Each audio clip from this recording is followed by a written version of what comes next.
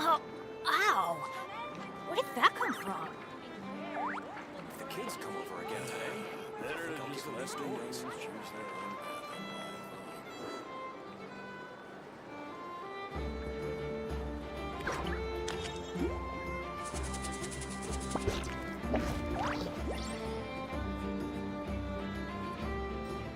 Good things come to those who don't wait around. That's what they say anyway. Knowing my luck, the opposite is probably true for me. Better to just let the youngins choose their own path. Oh, ow! If the kids Where did come that over come again from? today, I think I'll give them these toys.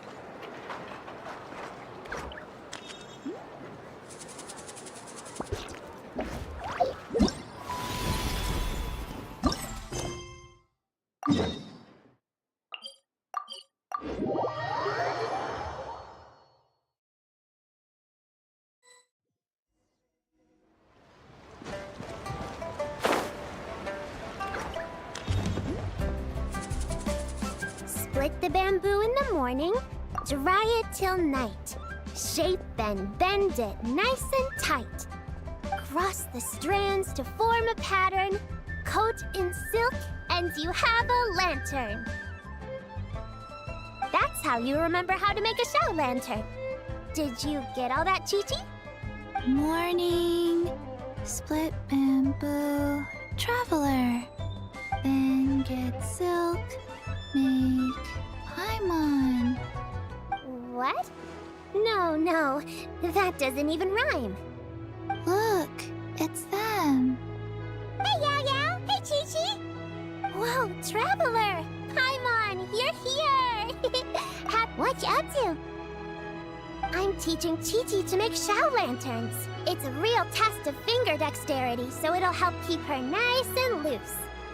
Yes, I do finger exercises to be a nimble zombie. Wanna try too, you two? Oh, okay. Well, we need a whole bunch this year so it doesn't get too dark at night. Too dark? What does that mean? Dr. Baiju has patients who got hurt walking at night. The moon disappeared, so it was too dark to see. The moon disappeared? Like, behind the clouds? It was Jeonju, the moon devourer. Changshan told me about it, but now I forgot. It's an old myth from Chenyu Vale about a giant toad in the sky that eats the moon. What? The moon gets eaten? It's just a story. It's not like there's actually a giant toad in the sky. I asked Master about it, and she said myths are just insights into how the people of the past understood the world. Well, I didn't see it that night. But I've checked several nights since, and it's been there same as ever. According to Chi-Chi, though, the Ministry of Civil Affairs sent someone to do some kind of serious investigation. So, I don't know. Maybe something did happen. Ministry of Civil Affairs? This is starting to sound bad. It's okay. You can fly. Even if it's too dark, you won't fall and get hurt. Yeah, exactly. So turn that frown upside down, Paimon. Or someday you'll get a whole bunch of wrinkles and wake up looking like an old granny. What? Okay. No more frowning. But the Traveler can't fly. He can still fall and hurt himself, right? Don't worry. That's what the Shell Lanterns are for. As long as we make enough, Liyue Harbor will never go dark. Yeah, and there's the giant lantern too. Oh, right! I almost forgot. Look! This year's Grand Lantern commemorates the Adeptus who guards the moon. With her watching over it, the moon will be safe for sure. A white horse? Wait! So that's... the White Horse Adeptus? Yeah! Legend has it she used to live on the moon. So if it were ever in danger, I'm sure she wouldn't just stand by and watch. Huh! We've heard of the White Horse Adeptus before, but we never heard the part about her living on the moon. Probably because it's a folk legend from Chenyu Vale, so not a lot of people know about it. But recently, some ancient artifacts were unearthed in Liyue, and the archaeological team even found evidence of ancient people worshipping an Adeptus who lived in a palace on the moon. It's kind of like how we write wishes on Shao lanterns and release them during Lantern Rite. The White Horse Adeptus would descend from the moon in her jade carriage and grant people's wishes. Ooh! When did that happen? She sounds different from the other Adepti in Liyue. It must have been a super long time ago, because even Master barely knows anything about this Adeptus. Nope. Kinda unbelievable, right? Yanfei said the White Horse Adeptus might even be a made-up legend, just like Janju the Moon Devourer. Yeah, a made-up horse and a made-up toad. You're mistaken, children. The White Horse Adeptus really does exist. Oh, Mr. Liu from the Baiju Guest House. But how do you know that for sure? Have you ever wondered how the guest house got its name, Yao Yao? Baiju... White Colt. So, it's named after the White Horse Adeptus? That's right.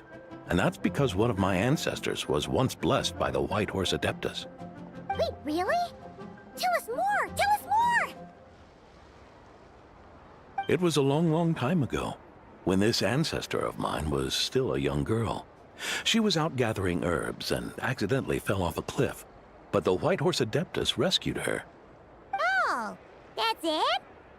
Paimon was expecting something a bit more... special? We've heard a whole bunch of stories like that before. Patience, young one. Let me finish. After the White Horse Adeptus saved my ancestor, she told her a story about the moon and the ancient kingdom of Langan. My ancestor was so captivated that she completely lost track of time. So much so, in fact, that when she returned to her village, she found nothing but a desolate ruin in its place. It was as if, without her knowledge, countless years had passed in the mortal world. Huh? The most extraordinary part of all is that it turned out to be a dream. When she woke up, she found herself at the bottom of the cliff, right where she had fallen. Other than her medicine basket, now filled to the brim with rare herbs, it was as if nothing had happened, until out of nowhere, a horse's whinny echoed through the air, and when she looked up, she saw a pristine white horse leaping over the cliff. A white horse leaping over the cliff. Wow, that sure is a crazy story. But now, it's starting to sound a bit too far-fetched. Another skeptic. You sound just like my son. But I know it's true. Ancestral records don't lie. Wait, so your son doesn't believe it happened? Don't get me started. Not believing is one thing, but he even wants to change the name of our guest house. It's a disgrace, I tell you, a disgrace. Well, it was getting about time for him to take over the guest house. And what's the first thing he does? Starts going on about how the name doesn't attract enough customers and how we're losing business to Wangshu Inn. Can you believe that? As if Baiju Guest House and Wangshu Inn aren't miles apart from each other. Oh, what about something like the Geo Lord's Rest? Paimon bets that would get people through the doors. Geo Lord's Rest. I like that one. This isn't about getting people through the doors. This is about disrespecting our ancestors. Oh, White Horse Adeptus, my wish is this. Let your divine power be known. Teach my foolish son the error of his ways. Paimon wants to learn more about this Adeptus. Hey, maybe we should ask Zhongli. Good idea! Mr. Zhongli is super knowledgeable. He can answer questions even Master has no clue about. Yeah, we just saw him having tea at third round knockout. Alright, then that's our next stop. Chi-Chi and I are gonna keep making Shao lanterns. Careful on the road. Goodbye, Paimon. Goodbye, traveler.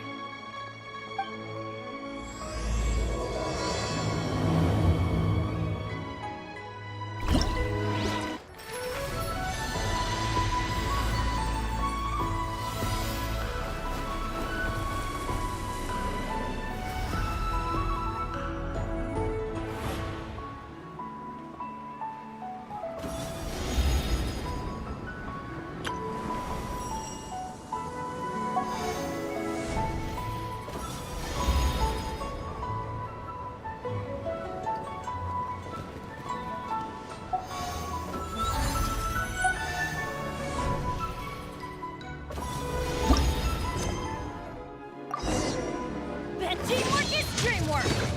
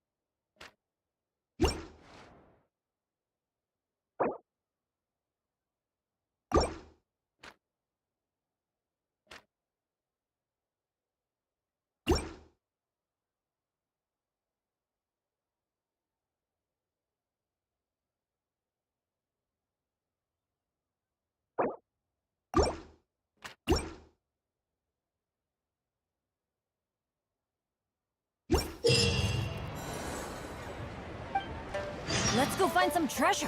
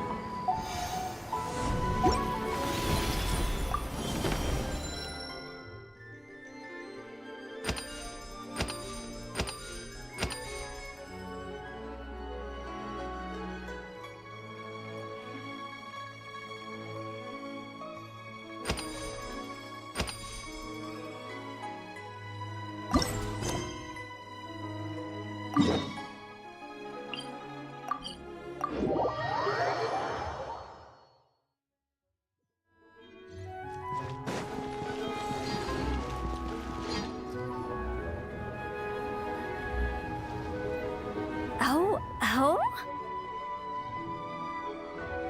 Oh. Curious. Impressive, right? What's with all the commotion over here? Oh, Traveler and Paimon! Perfect timing! I have something amazing to show you! What is it? Huh? What the? Heart of the Moon is blacked out! Was it really eaten by a giant toad? Huh. I didn't expect you to know the story of Jonju the Moon Devourer, Paimon. Don't underestimate Paimon. She learned a whole bunch of things in Sumeru.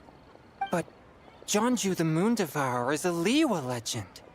Well, knowledge knows no borders, so... there. You're right about that, Paimon. But this dark circle doesn't look anything like a toad to me. A toad's egg, maybe? But that's about it. Oh, wait, Traveler! You've been in Nodcry, right? The people there worship the moon goddess. So you should know what's going on here. Really? Not even in a place where people worship the moon? Oh yeah! Master told me that the tale of Jianzhu, the Moon Devourer, was how ancient people explained a certain celestial phenomenon. But what is it exactly?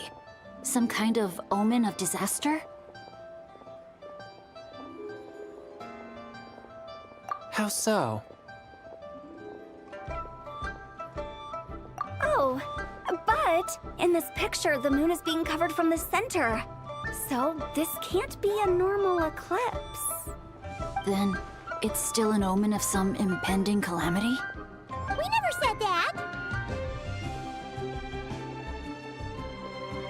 Ugh, some crazy customer left it at the restaurant. Just thinking about it gives me the chills. Attention, everyone! As the auspicious festival season approaches, I have an announcement to make.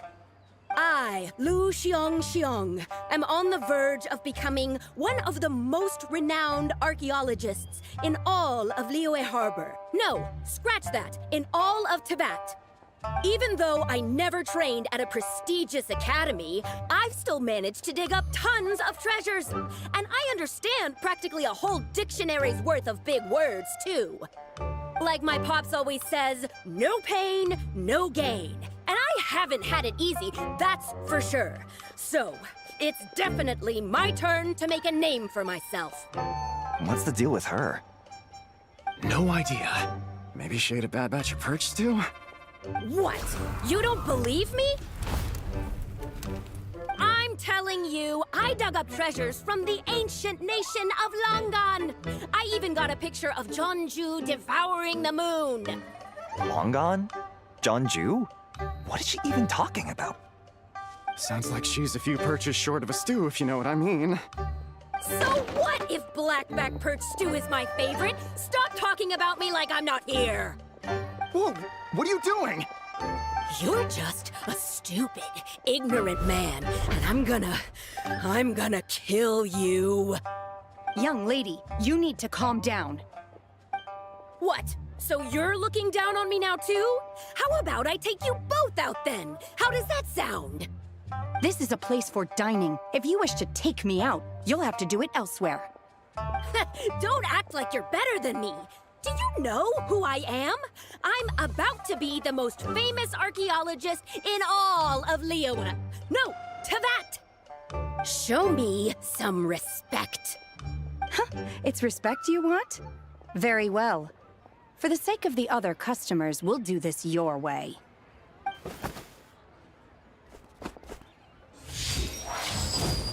What? So Shenhe started the fight? She had no choice.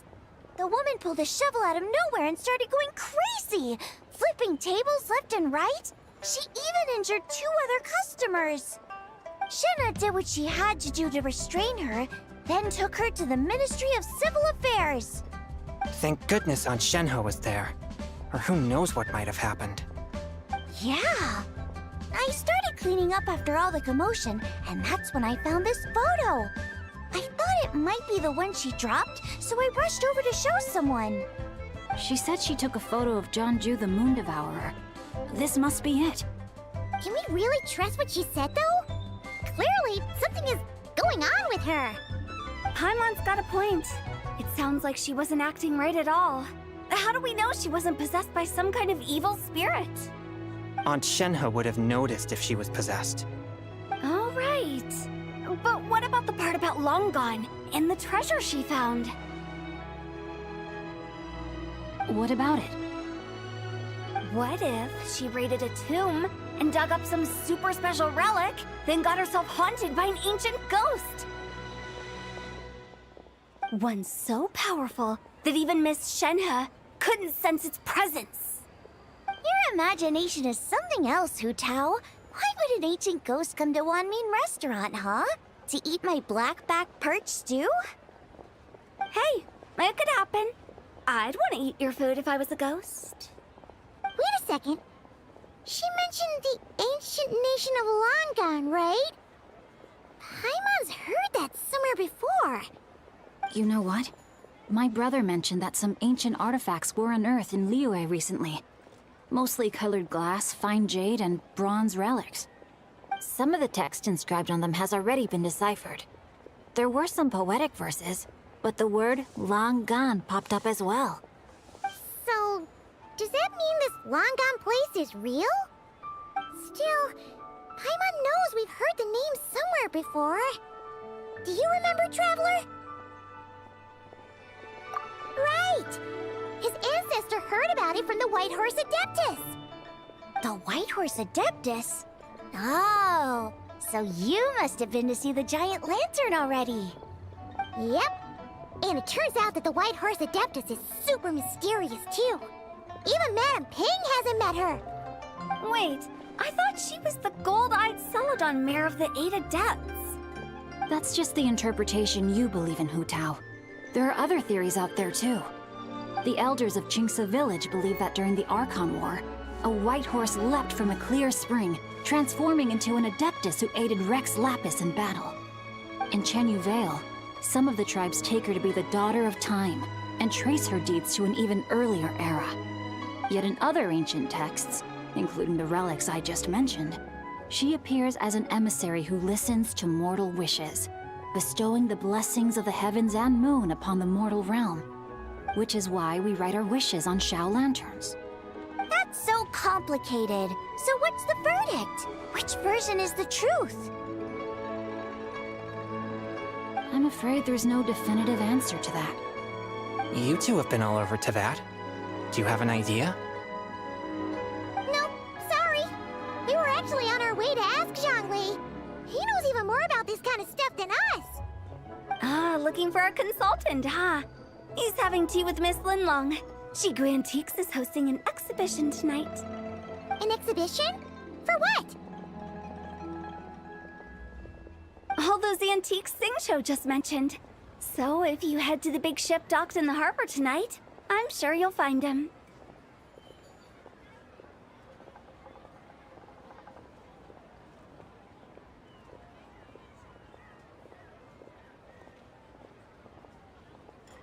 So, where to next?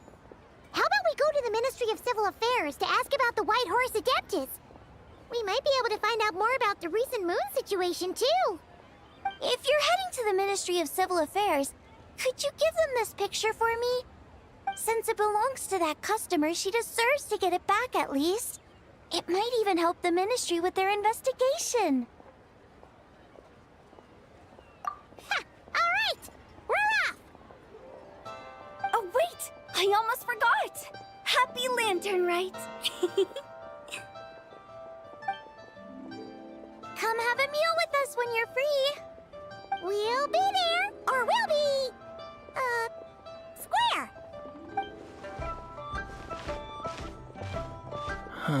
Thinking about it now, could it be possible that photograph was a fake?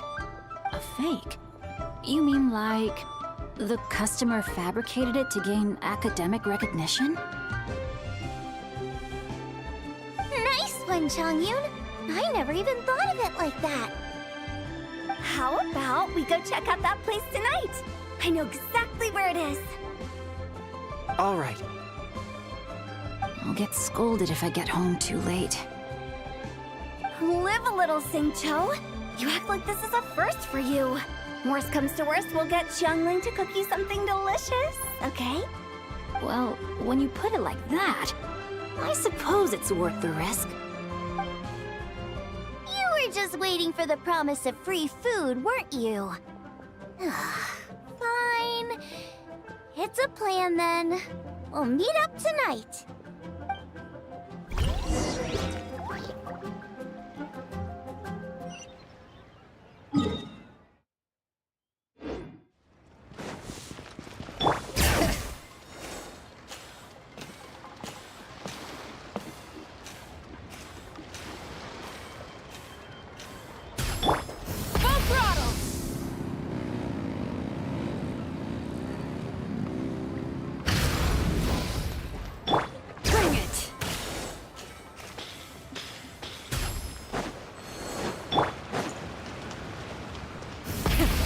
The engines!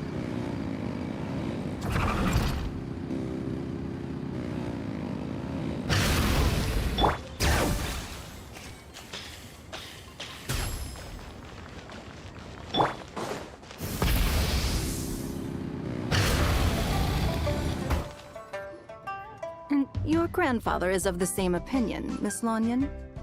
Yes. On Lantern Rite, the moon shall go dark. That's what the signs are indicating. Celestial observation isn't Grandpa's strong suit. But he discussed it with several other elders from our clan, and their conclusion was the same.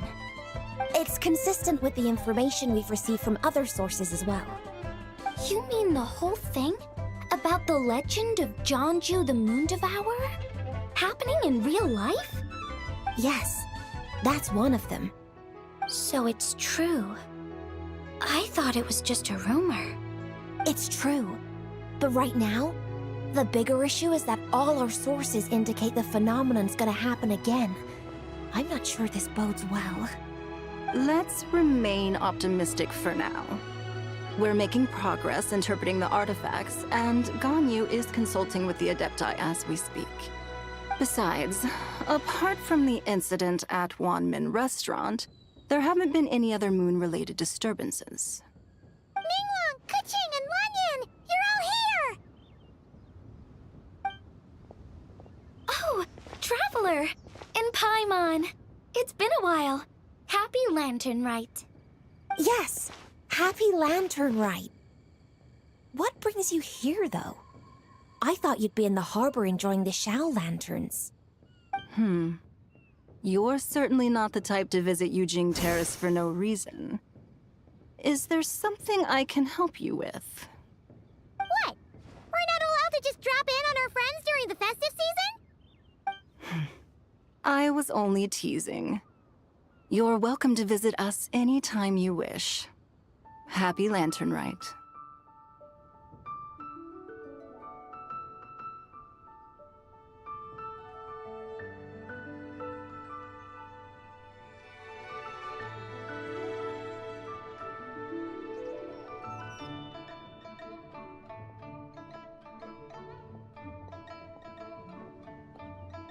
Oh, and about all the moon business you were just talking about?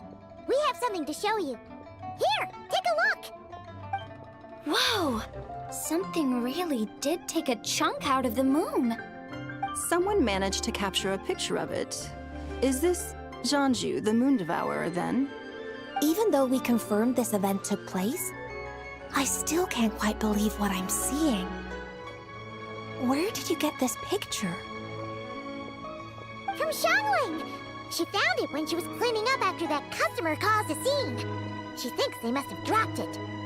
Wait, is this Chuang Terrace?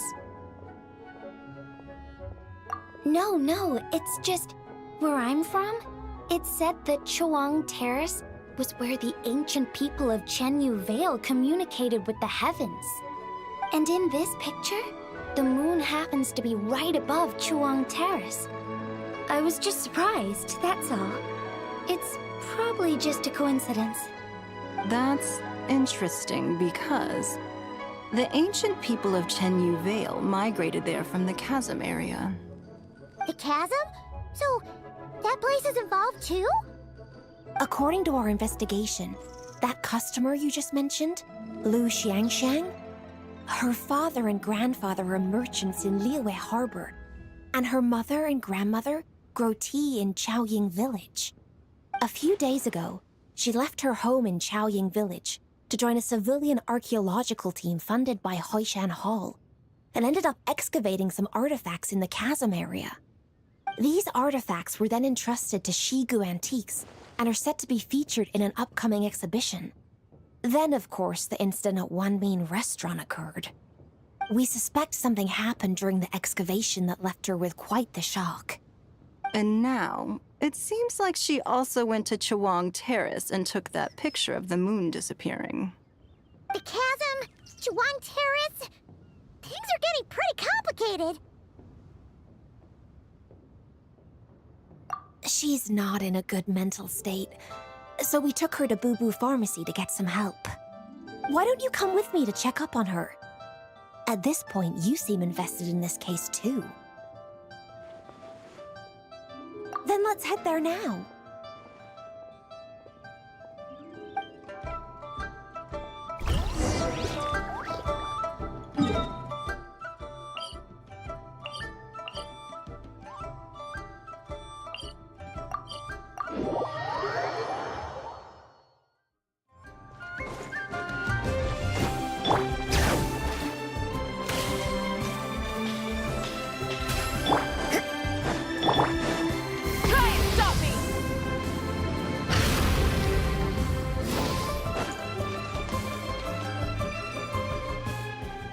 Lady Yuheng. Oh, and the Traveler and Paimon are here as well. What a pleasant surprise. I hope we're not interrupting, Dr. Baiju. Not at all. I assume you're here to see the patient? Unless it's urgent, however, it would be best not to disturb her. It's quite unstable. She's even more agitated than when she first arrived. And she refused to cooperate when we tried to check her over. I had no choice but to prescribe a calming draught and to have her rest for 2 days. So she's getting worse? That isn't the news I was hoping for. It's just a precaution. Based on an earlier conversation with her, it seemed more like a fixation than anything else. She hasn't lost her mind. That's right. When we asked about it, she kept insisting she was going to be famous far and wide. Well, it might not be far and wide, but she certainly made a name for herself around Yujing Terrace. Even some of the Qixing know who she is. Not often, that's for certain. From my initial assessment, the patient appears to have experienced some sort of shock, and whatever it was seems to still be haunting her. But what could have caused such a thing? The relics from the chasm? Or the moon above Chuang Terrace that night? Come back in 2 days, and you might just have your answer. I suppose that's all we can do for now. We'll take our leave then, Dr. Baiju. Of course. If you need anything else, don't hesitate to stop by. Speaking of those relics from the chasm, aren't they being featured in an exhibition tonight? That's right. Are you planning to attend? Yeah! We wanted to have a talk with Zhongli anyway, and now Paimon's even more curious about these relics. I would, except every item in the exhibition had to be registered with the Ministry of Civil Affairs. So I'm afraid it's been spoiled for me.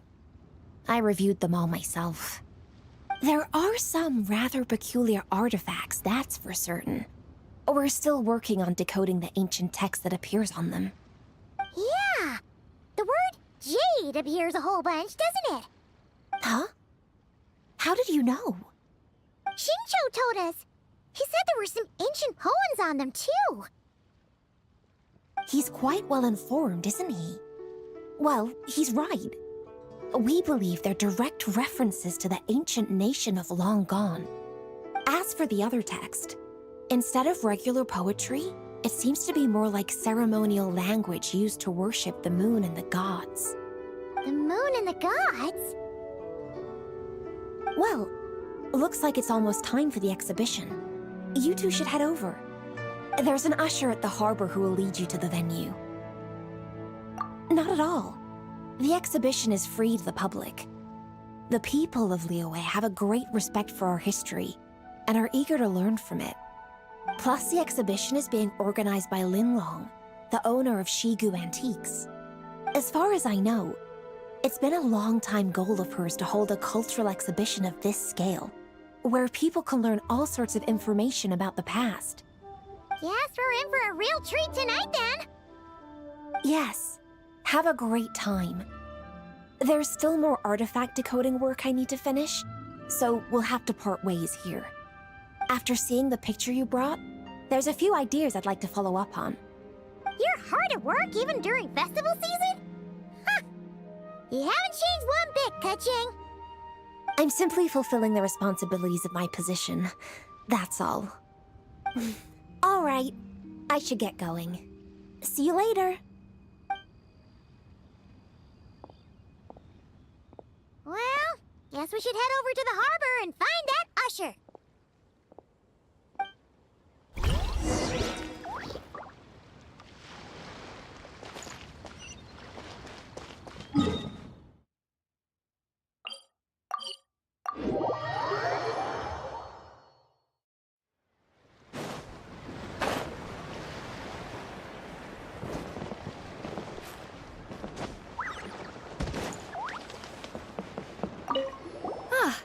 Here for the exhibition?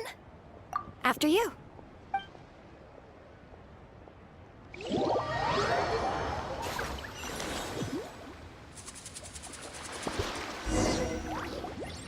Whoa! Look at all the antiques on this ship! Greetings. I trust you've been well since last we met? Aha! Speak of the devil! You're right where Hu Tao said you'd be. Ah, so Director Hu gave me away, did she? Don't act like you're up to some super secret business. We know you just do whatever you feel like. Yo, Traveler, Paimon, what's up? It's been a while, you two. Happy Lantern Rite. Beidou! Yunchin! It's great to see you! You're here for the exhibition too? Yes. When I heard these artifacts were from ancient times, I just knew I had to come learn more about them. I mean, what a discovery, right? Yeah, Ningguang pretty much said the same thing. She thought coming here might help culture me up or something. But as you know, I'm more of a fists and punches type of person. I doubt one exhibition is gonna change that. You're too modest, Captain. You're the leader of the Crux fleet. That takes far more skill than just fists and punches. Plus, at the end of the day, you still decided to come, even though you didn't have to listen to Ningguang. Well, she's the Tianquan. If she can't even get an average ship captain like me to do her bidding, how's that gonna look? You sure know how to think from her perspective, huh? I guess I do. Anyway, how's everyone enjoying the exhibition? I heard that if you see something you like, you can negotiate the price with the owner and take it home.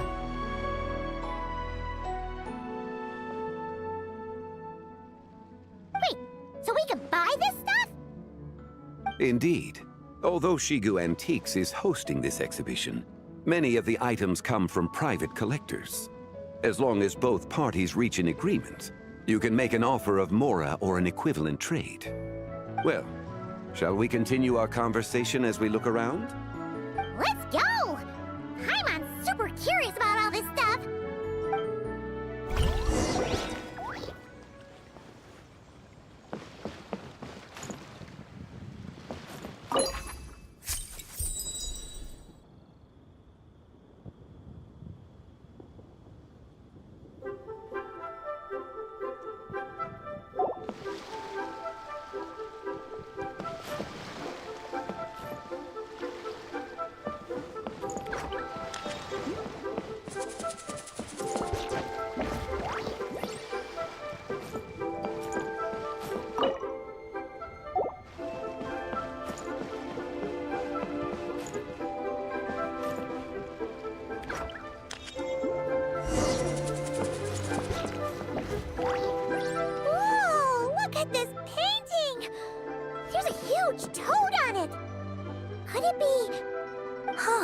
This material is quite unusual.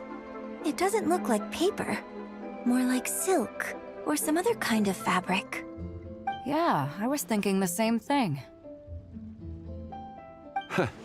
Well spotted. This is a painting of Jianju, the Moon Devourer, made primarily with mulberry silk. Such craftsmanship is rarely seen in modern-day Liyue. Ha! Jianju the Moon Devourer! Paimon knew it! That toad made it super obvious. What's that? A new dish at Wanmin restaurant? No! It's a kind of lunar eclipse. You heard about how the moon disappeared recently, right? Oh, yeah. You're saying a toad did that? That's what the legend says. So, nothing to do with food then. Noted. And the figure next to the toad. Is that the white horse Adeptus? From the stories I've heard, her palace lies on the moon. That would seem to be a logical assumption. No. In fact, this item was discovered in Chenyu Vale, and many years ago at that. Oh, so it's from Chenyu Vale? Actually, that's not quite right. You see, this painting is primarily comprised of mineral-based pigments, such as cinnabar and azurite, which are usually found within stratified rock. This suggests its place of origin may very well have been the chasm. You could have just started with that. You're as knowledgeable as ever, Mr. Zhongli. I had only ever heard the legend of Jianju the Moon Devourer, but now seeing it depicted in this painting, I wonder, if I purchased it, perhaps it could serve as inspiration for a new opera. Though I'm not quite sure who the painting belongs to right now. A splendid idea, Miss Yoon. Perhaps in lieu of Murah, you could offer the lyrics to said opera as recompense. The lyrics? But to whom? Why, to me, of course. I am the owner of this painting, after all. Wait, so you're one of the private collectors of the exhibition? No wonder you knew so much about the painting. But lyrics in exchange for a precious antique? My work could never possibly be of equal value. I don't know about that. I'm not much of a scholar, but even I know your operas are in a league of their own. An astute observation, Captain Beto. In my possession, this painting is nothing but a lifeless artifact. In your hands, however, it could be transformed into a new piece of art entirely. Quite the worthy exchange, no? But I'm not sure when I'll be able to finish writing it. It certainly won't be ready this year. Allow me to be equally forthright, Miss Yoon. This silk painting is merely a copy I made of the original work. There is no need for such concern over its value. Huh? So it's a fake? I had no idea you were such a skilled artist, Mr. Zhongli. I pride myself on having some knowledge of antiques, but I didn't notice anything that would point to it being a replica. You never cease to amaze me, Mr. Zhongli. You flatter me. All that said, Miss Yoon, you must accept. Truly, I insist. Huh. He's gone from handing out fake Murah to fake paintings now, huh?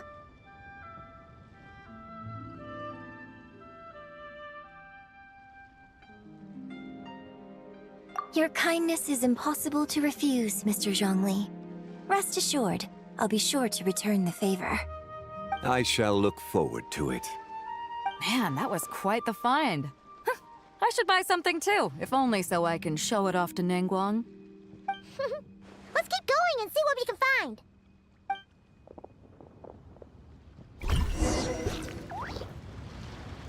Wow, this bronze war chariot is really something. It must have quite the story behind it. I've never seen anything like it before. Do you know what this is, Zhongli? Ah. I heard from Miss Linlong that a carriage made of Celadon jade was unearthed in the chasm. A copper canopy, a body adorned with flowing clouds and geometric patterns. Yes, this must be the one. A precious piece indeed. This thing's gotta be thousands of years old, right? Crazy to think people back then were capable of such intricate metalwork. Too often, we view the past and future through the lens of the present. Objects that fascinated us as children seem crude later in life. And that's only after a few decades or so of separation. If one were to stretch time across hundreds or thousands of years, one might discover that time is not always a force that pushes things forward. It would seem the people of that era managed to create a remarkable civilization in their own right. Makes me want to get my hands on this even more. Ningguang's gonna be so jealous, don't you think? Has this war chariot caught your eye, Captain Beto?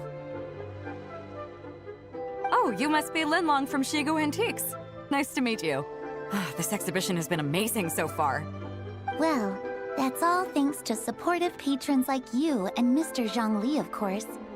As for this war chariot, it was discovered by an archaeological team sponsored by Hoishan Hall. The price comes in at 90 million Murah. How much? 90 million? Woo, looks like my eyes were a bit too big for my wallet. Quite a bargain. A bargain? 90 million Murah could feed Paimon for like 1,000 years! And if you actually went on an eating spree that long, perhaps you'd be considered an antique worth that kind of Murah too. What, 90 million? Nuh-uh! Paimon's worth way more than that! Well, if Mr. Zhongli thinks it's a good deal, I'm sure it's worth it. Beto's putting way too much faith in Zhongli. What if he's only here to drive up sales?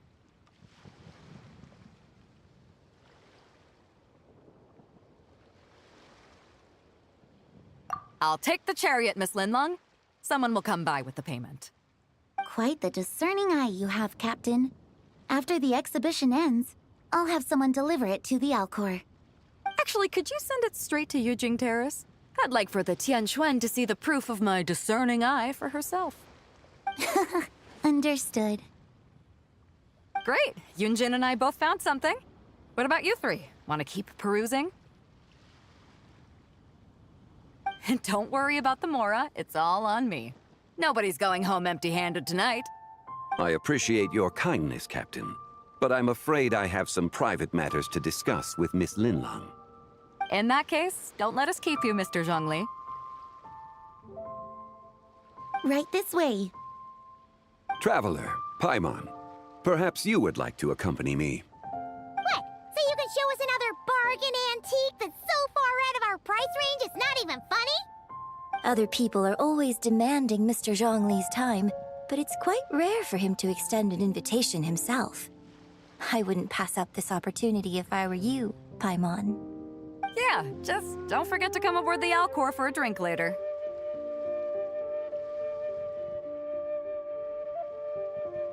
Yeah, guess you're right.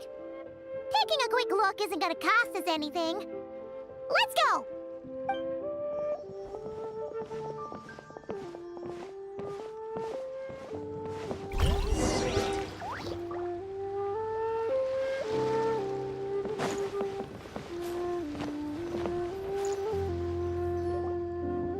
are all the jade pieces that were found, Mr. Zhongli. Wow! So many styles! What kind are these? These are a type of ceremonial jade. You're familiar with Chen Yu Vale's rain jade, right, yes? Oh, yeah! So these pieces are all used in the rain jade ceremony? Well, you may not know, Paimon, but before the rain jade rite came into practice, Chen Yu Vale was known for a different ceremonial tradition that also involved jade. The bee is used to honor heaven, the Tsong to honor earth, the Gui to honor the east, the Jiang to honor the south, the Hu to honor the west, and the Huang to honor the north. These form the 6 ritual jades. It's unfortunate, however, that Miss Linlong's set is missing both the Gui and Hu pieces. Oh, I know. These jade artifacts are from such an ancient time. It's proved difficult to track them down, even for our establishment. No matter. You happen to have precisely the piece I was looking for. Huh? This broken jade token? I didn't expect this to catch your eye, Mr. Zhongli. An affect belonging to an old acquaintance of mine. An old acquaintance? One of your collector friends? You could say that. Traveler, take a closer look.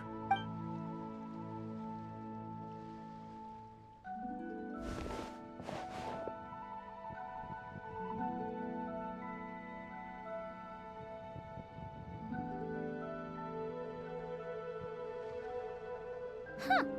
It doesn't look all that special to Paimon. Just seems like a... Indeed. It's been thousands of years since the moon has appeared in such a form. So, in the past, the moon wasn't always full. Then, could this missing chunk be from when Jianzhu devoured part of... It's worth looking into. Your insight is invaluable, Mr. Zhongli. I had no idea how special this... Since it has caught your interest, allow Shigu Antiques to cover the cost. Oh, that is far too generous, Miss Linlong. Not at all. I've always wanted to give people a chance to appreciate these snapshots of history. So, holding an exhibition like this has been and it never would have been possible without your help, Mr. Zhongli. I merely put in a good word with a few acquaintances of mine. And it had a profound impact. Without your recommendation, I doubt half of these collectors would have come to the exhibition. So, on both a personal and professional level, I owe you my thanks, Mr. Zhongli. Wow! Zhongli actually did something useful for once.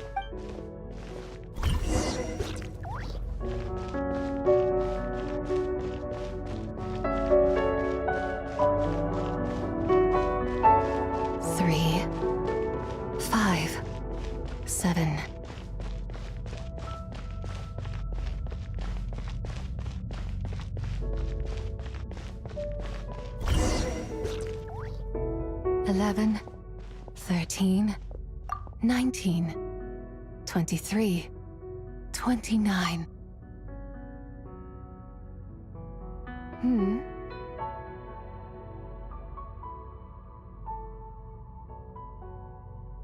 You also enjoy counting in such a fashion, lost child? The same loneliness as them. It seems to exist in your heart as well. Me? I'm sorry, the shadow of the moon? Or a dream of time? I'm sorry. No one has asked me such things before. I've been here for so long. I know nothing of your arrival. All I know is the longing in people's hearts. Yet, I sense the moonlight's guidance within you, child. Perhaps that is what brought you here. You seem confused. Perhaps I can help in some way. The path home is... that direction. But I was never able to reach the end. You should take a look. No need. It would seem... my time has already run out. Farewell. May the moonlight ever shine upon you.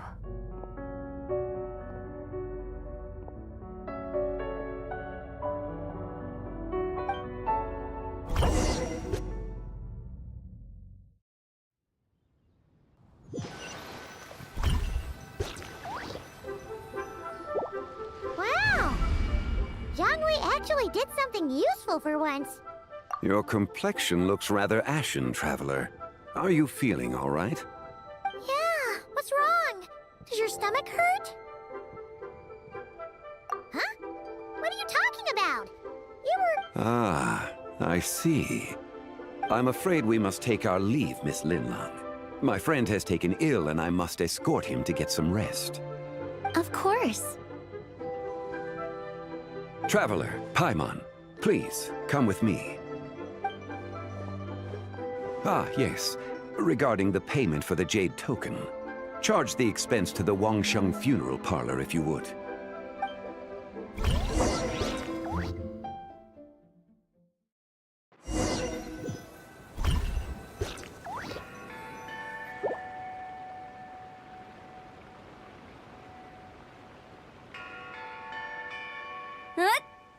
Guess someone's thinking of me. Must be that consultant of yours. I bet he's out there spending all your Murah at the exhibition.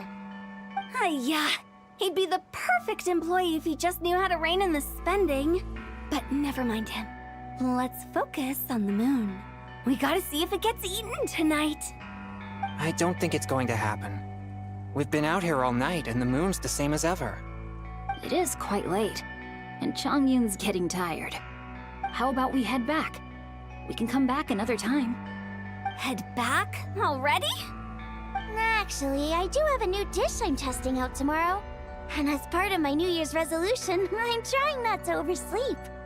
All right.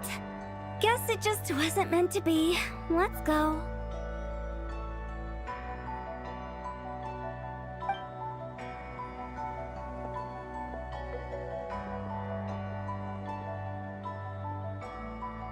When the sun's out, bathe in sunlight. When the moon's out, bathe in moonlight.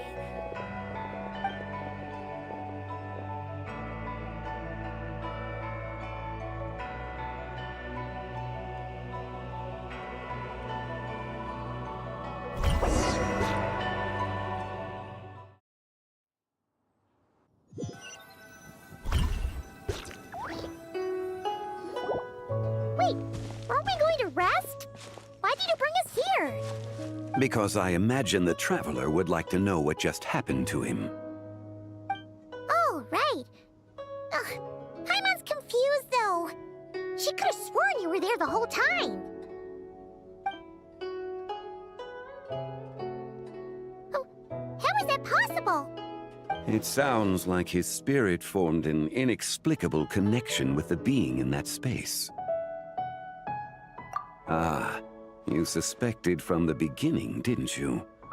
Indeed, the being you met is the fabled White Horse Adeptus, and the original owner of this Jade Token. Her name is Tibai. Wait, does that mean she's inside this token?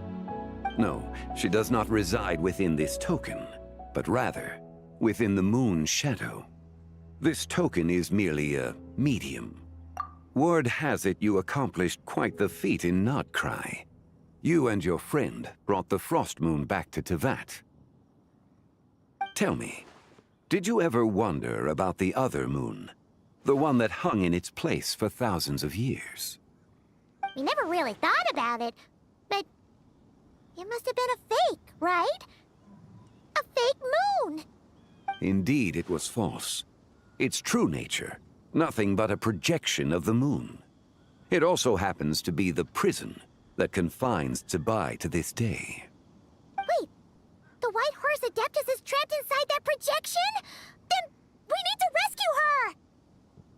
But the moon in the sky right now is the real one, right? Where did the fake moon go? And why can't Paimon see it?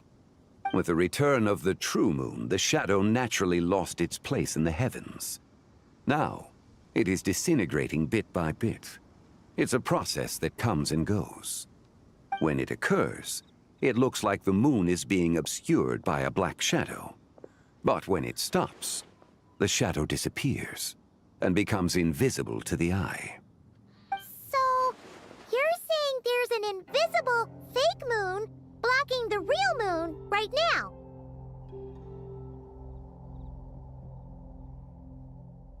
Indeed. Okay, this is not what Paimon was expecting.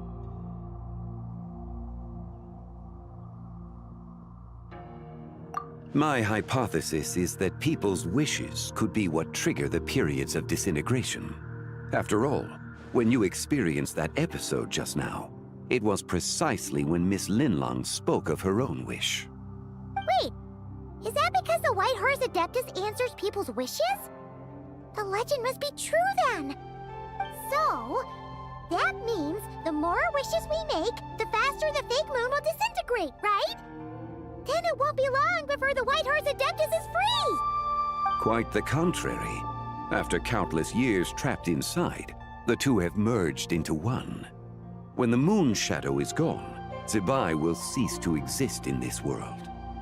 Oh no! So, by bringing the moon back, we actually hurt the White Horse Adeptus? Do not burden yourself with such thoughts. Because of your actions, a promising opportunity has presented itself. Yes, and that is why I invited you here tonight. Your connection to that broken jade token confirms that you can do what I envision. However, while I had hoped to receive your assistance, this matter could have significant ramifications. I must admit a certain reluctance to implicate you in more of Tevat's secrets.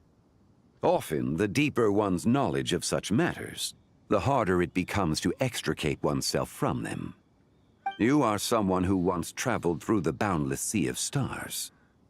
I cannot help but wonder, perhaps it is wrong for your fate to become too entangled with the fate of any one world.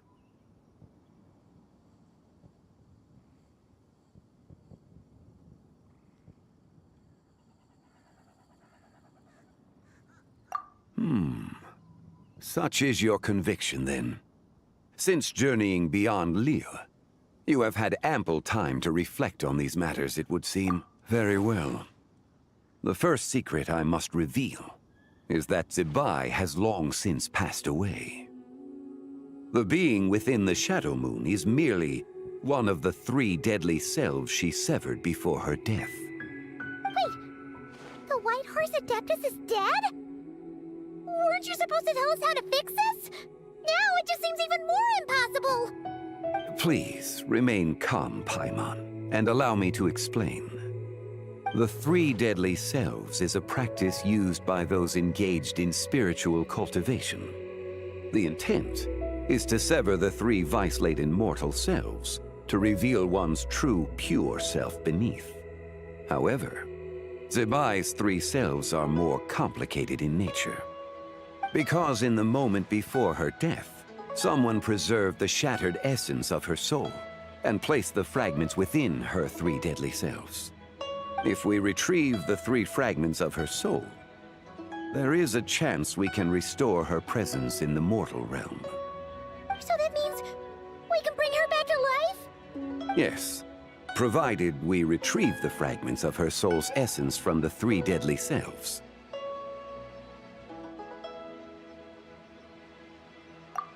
Indeed, the being you encountered was Zibai's first deadly self, Ziju. After Zibai's death, she ascended to the heavens and became one with the Shadow Moon. The essence that resides within her is a heavenly soul, also known as Taiguang. Thus, this self is the closest to Zibai's true nature.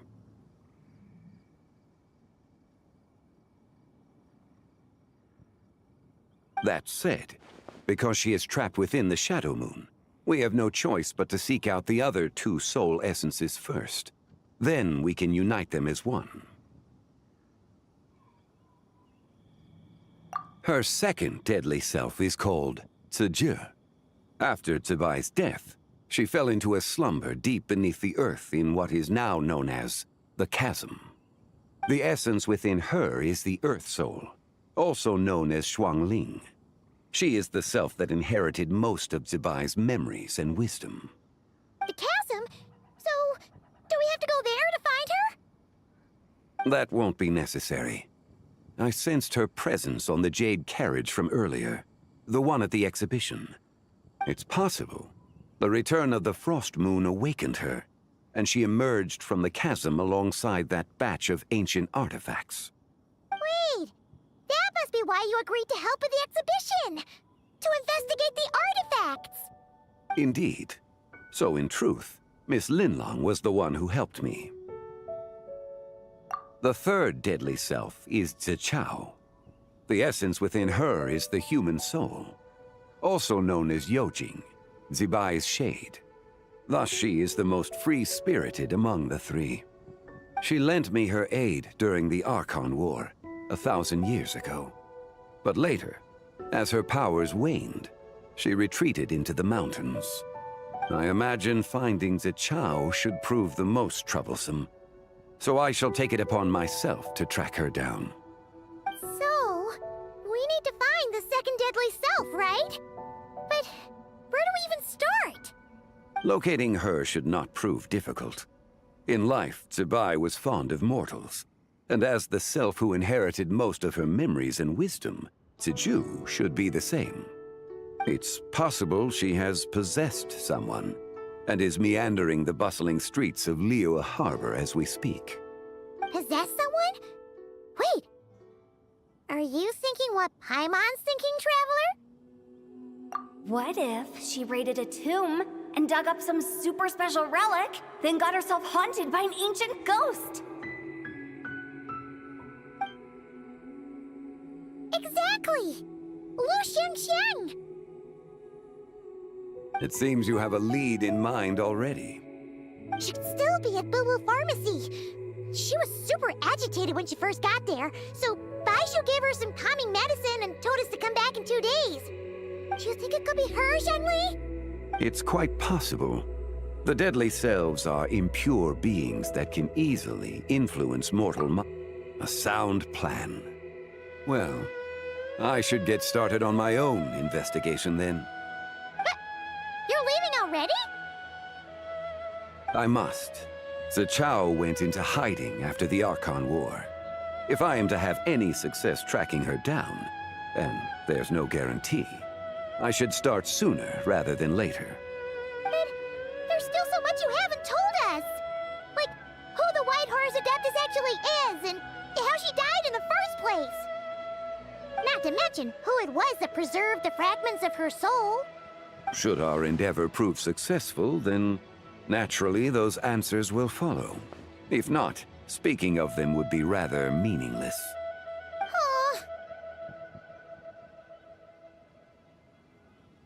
It would seem that this is a question you are unwilling to set aside. Very well. I shall tell you. It was the Avatar of Time. Ah, so you know of her existence. The ruler of time saved her soul. Indeed. Preserving what remained of Zibai's soul in the moment before her death. However, there is no telling what effect it has had on the three deadly selves. In other words, you must exercise caution when seeking out Ziji. On the night of Lantern Rite, countless Shao lanterns, and the wishes written upon them, will be released into the sky. I estimate that this event will trigger the Shadow Moon's when that happens, the cage that confines the first deadly self will open. For if we fail to retrieve the other two soul fragments in time, Zibai's resurrection is hopeless.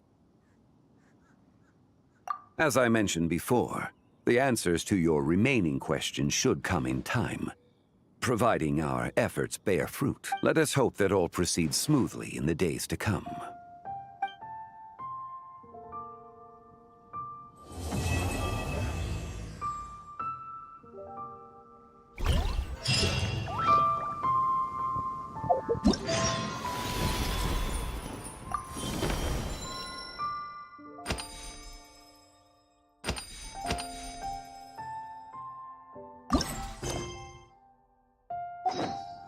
Benny's Adventure Chain! Assemble! Oh!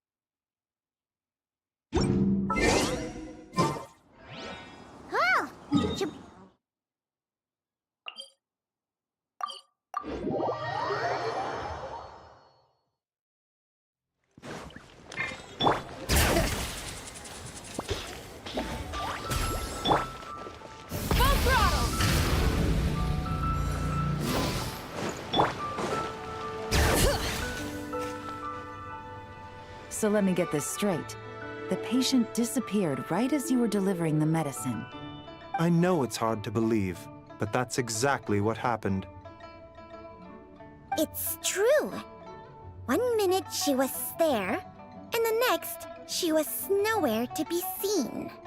Hey, it's Yelan! Fancy seeing you here! Oh, is this a bad time? Not at all. Just a small roadblock in the case I'm working. Ningguang asked me to investigate a patient named Lu Shangshang. If you're here to find her too, then you're out of luck, I'm afraid. She went missing this morning. What? According to Dr. Baiju, the patient vanished right under his nose. But it just seems like that should be impossible. There 1 second and gone the next? Pretty sure Xiao can do something like that. Then you're suggesting this Lu Shangshang is the vigilant Yaksha in disguise? Or some other adeptus? Guess not. But this is so weird. How can a living person just vanish into thin air? Unless... Linny decided to take his act to Liyue? Who is this Linny you speak of?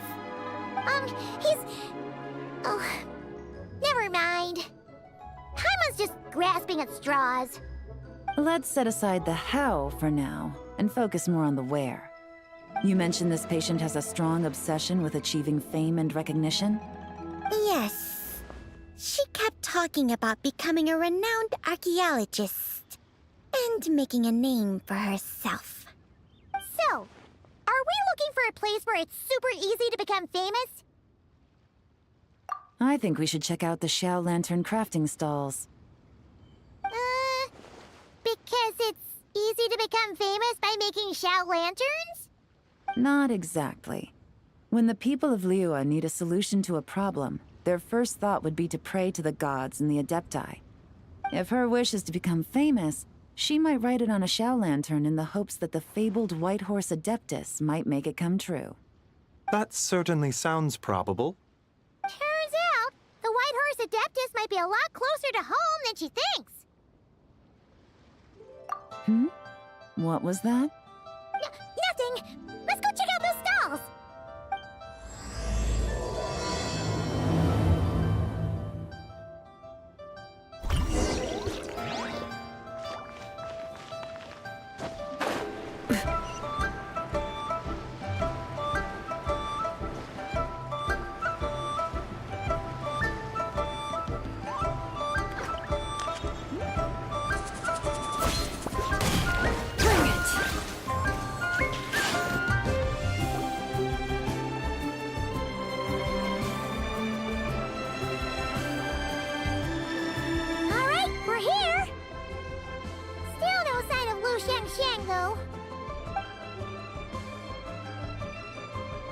As long as you're patient enough, Paimon, you'll find that hunting down people is no different from hunting boars. We need to blend into the environment, or we risk alerting the target. So as far as everyone here is concerned, we're just ordinary tourists. Oh, okay. If we need to blend in, then let's make some Xiao lanterns and write our wishes down, like everyone else. What's your New Year's wish, Yelan? I haven't given it much thought. Oh, and it can't be work-related. You gotta take a break once in a while, right? You're always staking out this suspect, tailing that criminal, hunting down this gang or that. Which is super amazing and all, but it's gotta be exhausting. Really getting into this, huh? You said to blend in, right? Come on, it's all part of the act. So you gotta think of something. Then, I suppose, it'd be to go traveling, the next time I get the chance. Traveling? That's our bread and butter! Wanna join us? Thanks for the offer, but my desk is piled high with reports on your exploits. And that's not quite the kind of traveling I had in mind. I was thinking more the lie down and do absolutely nothing kind of travel. Ah, something a bit more easy and breezy, right? Hey, wait! We know just the place! The Easy Breeze Holiday Resort in Netland. It's super relaxing and full of fun activities. You've got the beautiful ocean and tons of cute little creatures called Asha. Seriously, you gotta go! I suppose I'll have to check it out. Hey guys, happy Lantern Rite! What a coincidence! You here to make Xiao lanterns too? Well, it's that time of year, am I right? Thought I'd join in on the fun. You can't have Lantern Rite without making one of these. What you gonna wish for? Oh, man, it's kind of embarrassing, but whatever. The truth is, the mighty mythical beasts are seriously struggling with recruitment. So I'm hoping to find a few apprentices and teach them the art of wushu dancing.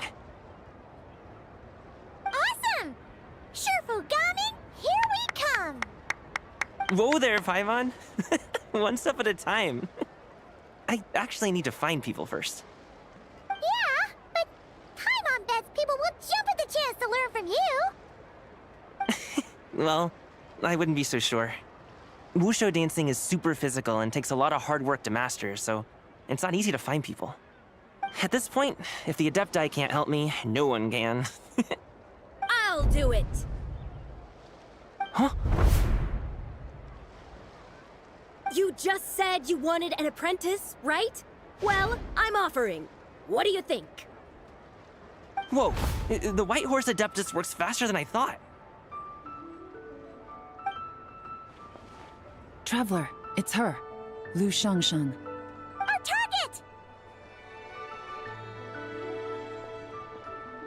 Hey, didn't you hear me? I said I wanted to be your apprentice! No need to shout. I heard you the first time. Step back a bit, Gaming. This person could be dangerous. What? Hey, what are you trying to do? Do you know who I am? Get back! Lu Shangshang, we have no intention of harming you. We just need to ask you a few questions. Get back, I said! Try to remain calm. If you come any closer, I'll...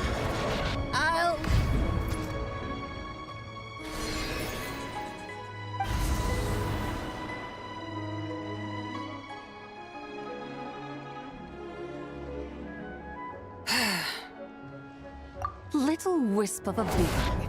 How are you able to see me? So what if I am? Leave at once! You, a mere mortal, whose own life hangs by a thread, would dare reach for the power of life and death? Unless you wish to be condemned to eternal damnation, you would do well to abandon. I shall speak on this. No. Don't come any closer! How did I get here? Playing dumb, are we? Save it. We know you attacked those people at Wanmin Restaurant. What? No, I would never. You must be mistaking me for someone else. You don't remember? Of course not. How could I do such a thing? What about the photo you took near Chuang Terrace? What photo? What's going on? It's like she lost her memory or something. Well, this complicates things. I'll take her back for questioning and let you know what I find. Take her away. But I didn't do anything! I swear! That's weird. She seems so normal now, but she doesn't remember anything. This is just great. An apprentice falls right into my lap, and now she's gone! Don't worry, Gaming. This is a special case. I'm sure you'll find one soon. Unless you're gonna pony up and offer a real solution, Paimon, I don't want to hear it. Gaming? What's up with... I'm done here! I'm gonna go find an apprentice, and I won't take no for an answer! Gaming, wait! Is it just Paimon, or is Gaming acting... What? Whoa! So you saw the second deadly self? And you think she moved from Lu Shangshang to Gaming? Uh-oh. Then we better find him before something bad happens! Let's go!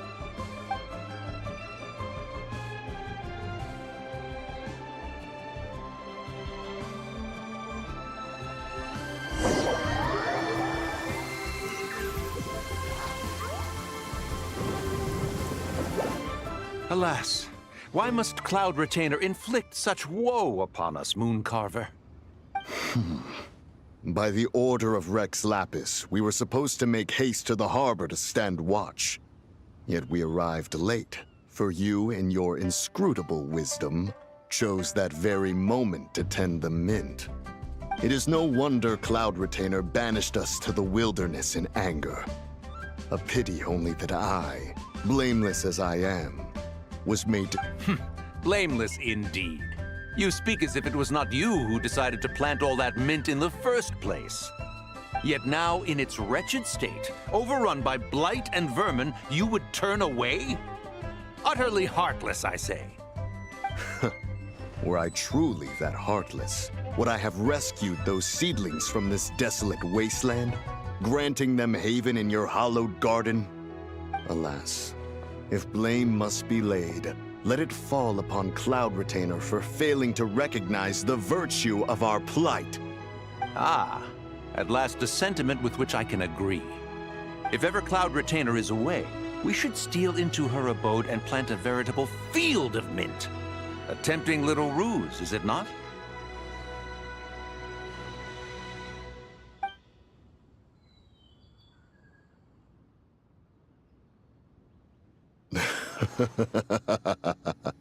Positively ingenious. Please stop chasing us. Just let us go. Get back here! If you keep running, I'll kill you! Please, we don't know anything about wushu dancing. Just leave us alone. What? You think I'm not good enough to teach you? Just agree to be my apprentices, and then we can talk. That child looks somewhat familiar. Ah, it appears to be the wushu dancer from Liyue Harbor. I have seen him perform on occasion. Come, let us take a closer look.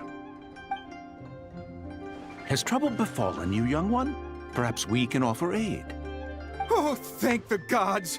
Please, sir, you have to help us. This guy's trying to force us to become his wushu dancing apprentices, and he won't take no for an answer. Oh, so it is you who require aid, not the other way around. Get out of the way, old man! This is between us. Preposterous. You dare to presume we are of a mature age? Listen here, brazen youth. Skilled you may be in the art of dance, yet your offstage demeanor leaves much to be desired. Hold on, Mountain Shaper. Something is amiss. Look closer. Huh. Indeed, he bears the mark of something unclean. It spells trouble. You there, depart at once. Hey! You drove off my recruits, old man! You'll just have to take their place, even if you're a bit on the decrepit side. Many years it has been since a being has dared speak to us in such a manner. Now let us see what evildoer has sought to use you as its puppet, young one. You two, you're Adepti! Does that strike fear in your soul? Whoa! Two Adepti recruits just fall right into my lap? That white horse sure knows how to grant a wish. Coming! Slow down! Wait for us! Jeez, take a hint, will you? I told you to stop following me! Traveler, Paimon, keep your distance from this youth. Evil has taken a hold of him. We know! It's one of the White Horse Adeptus' deadly selves! She's possessing Gaming! The White Horse Adeptus' deadly selves? Could it be that Rex Lapis called us to Liyue Harbor for this very reason? Hey! What are you two whispering about over there? Who's gonna be first apprentice and who's gonna be second? It doesn't matter. I'm not the kind of Sufu who plays favorites. Insolent spirit! Be gone from this child that... Little mite of a mortal. Getting in... That is no concern of yours. No. Only by doing it myself will I find peace. Otherwise, rage will consume me. If I lose control of the curse of time, the memories this body holds. Come no closer. This is your final... Insolent spirit! Be gone from this child that... Huh? Traveler and Paimon? And two Adepti? Where are we? Weren't we just... Gaming! You're back! Ah! The sun is most scorching. Agitation stirs within me. I require... And speaking of, Cloud Retainer has scorned this verdant wonder long enough. It is time for her to feel the wrath of Mint! Mountain Shaper, where are you going? Oh no! Now Mountain Shaper's acting weird! Spread to him. Quickly now, explain to me what has been happening.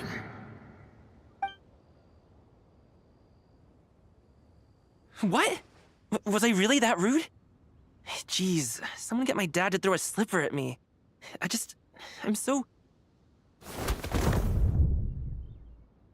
Whoa! You okay, Gaming? He is fine.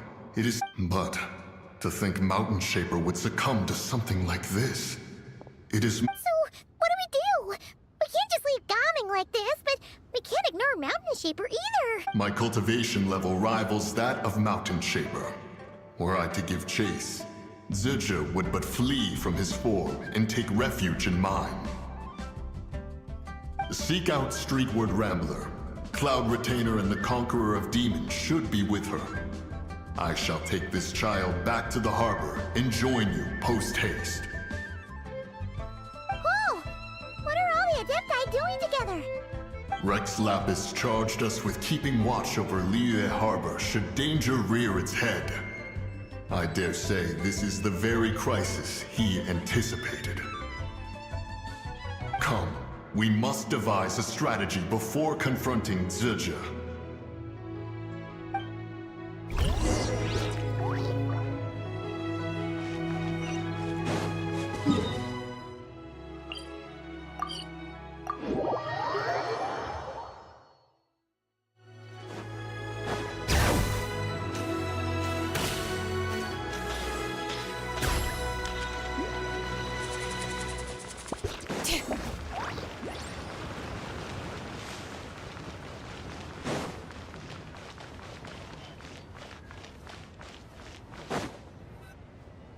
The White Horse Adeptus? You mean the mysterious white mare that aided Rex Lapis during the Archon War? Even if it's not her, there must be some connection. She always avoided us back then, and I never knew why. Rex Lapis's recent trip seems to be related to this person as well. Xianyun! Madam Ping! Xiao! Great! You're out here! Ah, Traveler. It has been quite... Oh, happy lantern right, Paimon. You're as lively as I remember. I trust things have been well. Sorry, Madam Ping. No time to catch up. Something terrible has happened. What is it? Has Mountain Shaper gotten himself into trouble? Mooncarver is here with you, but he is not.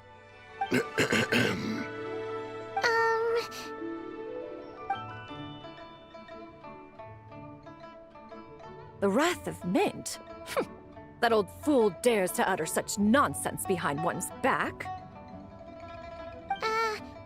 Yeah, that's not really our biggest concern here.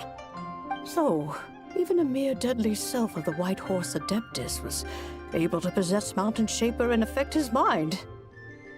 No wonder Rex Lapis told us to gather here and await his orders. Mountain Shaper's cultivation is inadequate. He was caught unprepared. Were it one of us, Zizha would hardly have found a vessel quite so... ready for the taking. Hey, that's not what you said earlier. Where is Mountain Shaper now? A question that hardly bears pondering. Obviously, he intends to plant mint in the vicinity of one's abode. Ah, then he poses no great threat.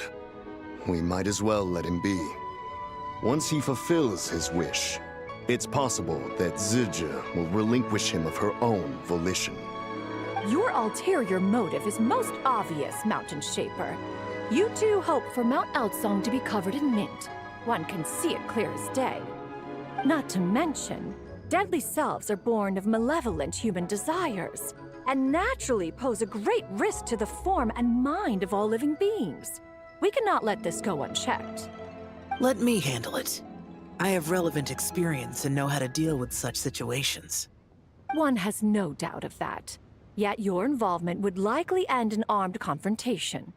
In one's own estimation, the time for such measures has not yet come. Before his departure, Rex Lapis knew that Zizha was active in Liyue Harbor, yet told us only to wait. It would seem, then, that Rex Lapis did not believe extreme measures were warranted here. Yes, this is quite a peculiar case. After all, Zizha's possession does not seem to come with ill intent. It's more like she's guiding those she possesses to fulfill their own wishes. There is another matter of import, however. I sense tremendous resentment emanating from her. What could be its source to render her so unable to find peace?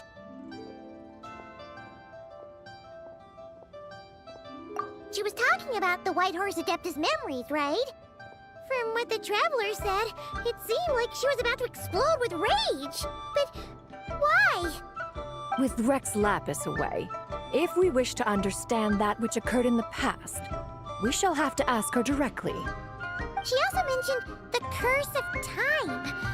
What could that be about? Perhaps erosion. Indeed. We are of the same mind.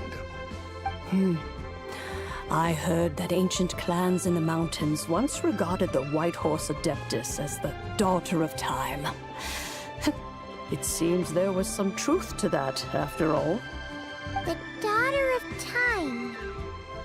Cursed by time? Time does not treat everyone equally. The longer you dwell in this world, the more it takes from you. Then what do we do? One has devised a solution. Based on what you have told us, it seems that Suju is in the habit of leaping to a different host when provoked. One's plan is for us to block all escape routes while you confront Mountain Shaper, forcing Suju to reveal herself. Then, if prior experience stands, she will have no choice but to possess you. However, not only are you able to sense it, you are also unaffected by the peculiar state of stasis. In other words, in that moment, you would have the chance to either subdue or persuade her. That is akin to walking straight into the lion's den. Allow me to go instead. Yeah! Isn't this plan a bit too risky? Why doesn't Paimon try first? After all, even if she got possessed, it's not like she would pose a danger to anyone.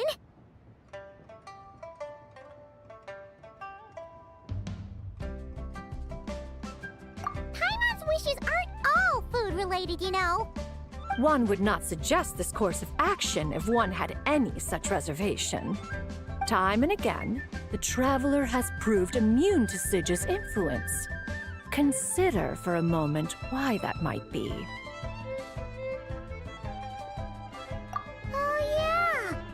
Perhaps your time in Nodcry left you with the blessing of the newborn moon goddess, Traveler. And this White Horse Adeptus clearly has a profound... Indeed. I see. Have you other concerns, Conqueror? I was just trying to fathom why Rex Lapis left without explaining the situation in detail. Rex Lapis entrusted this matter to the Traveler, which means in his estimation, the Traveler must be the key to it, so I have no other concern. I trust Rex Lapis. Then we are all in agreement on proceeding with this plan? Very well. We should depart at once, lest we lose our chance. Let us see whether that old fool truly dares to face one's abode with Mint. This is a peaceful neighborhood.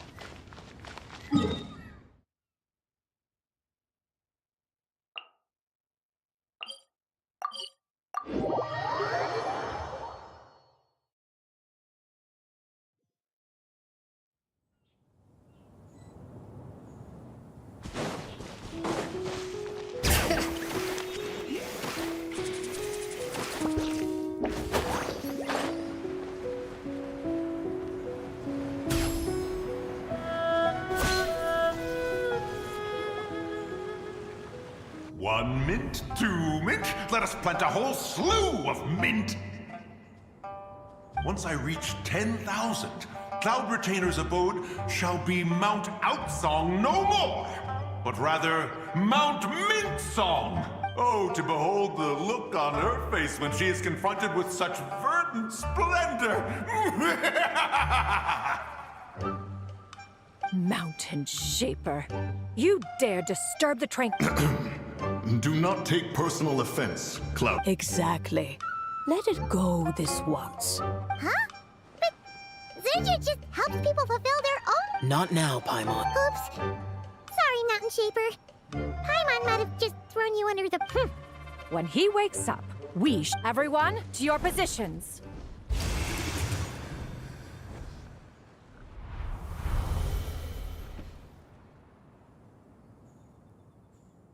Be careful. A pest?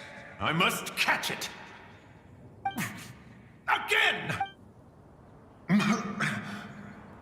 Oh, young one, it is you. Don't tell me. Cloud Retainer sent you? Ha! Such brazen insolence. Such presumption. Such boundless avarice. That wretched adept's impudence knows no end. If she dares lay a finger on my garden, I shall smash her cuisine. You think I am one to fold so easily? Insolent mortal! Time and again, you interfere in that which is you. Make it exceedingly difficult to contain my rage. You have no conception of that which you seek. It is for— You know nothing of my past. My warning was given. The cost entwined with this is beyond what you can bear. Stubborn mortal! You. Very well. If death is what you seek, who am I not? Come, let us see the extent of your resolve. Your wish is to behold the curse of time and the memories of this form?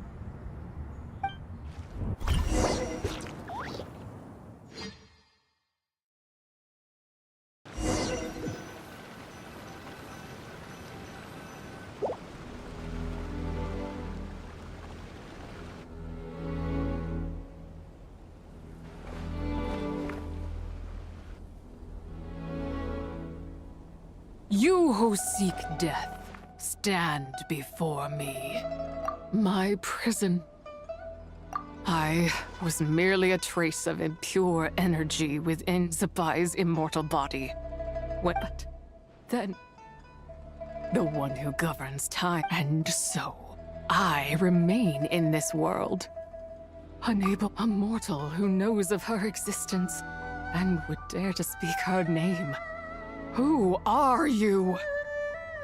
Help. No, there is nothing we can do for each other. Her power, the one who governs time. It has surrounded me ever since. No, I have been asleep in this prison for countless years, until a familiar presence woke me. Then, through that mortal girl's eyes, I saw it. As pure and bright as ever, unchanged across the millennia. That place is called Chiwang Terrace. Did later generations rebuild the altar in a new location? Could it be that traces of what happened back then still remain in this world? That memory is embedded deep within the essence of Zapai's soul. Yet, it is precisely that which haunts my every waking moment, fuels my rage, and denies me a modicum of peace. Now you, a mere mortal, come to seek that which is forbidden. So, let us— I shall relinquish control over this body's curse, and let it devour everything within sight. Run as fast as you can, lest this prison become your grave. Look, it draws near. The river of time, come to sweep all into oblivion. A torrent— I shall wait for you at the end, mortal. Evade being swept up in its waters, and I will show you everything. Fail, and we shall sink into oblivion together.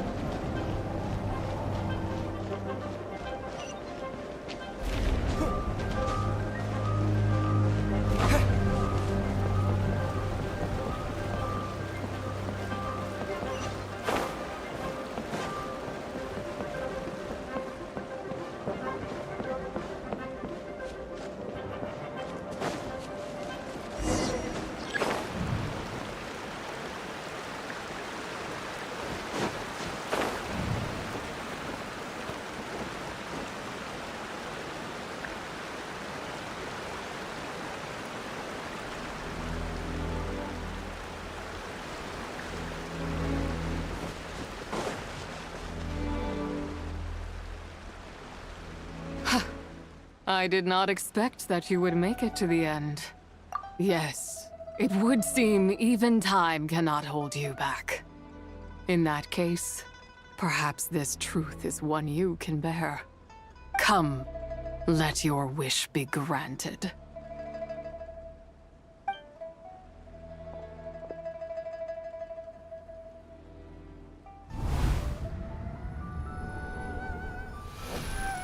Under moon eternal, in radiant night, a maiden grants silk, soft and light. Under moon iridescent, in night divine, a maiden grants fiber for cloth so fine. Under moon of frost, in night so great, a maiden grants tools to divine our fate. What are Mom and Dad doing? Shh, just make a wish. The kind Adeptus on the moon is listening.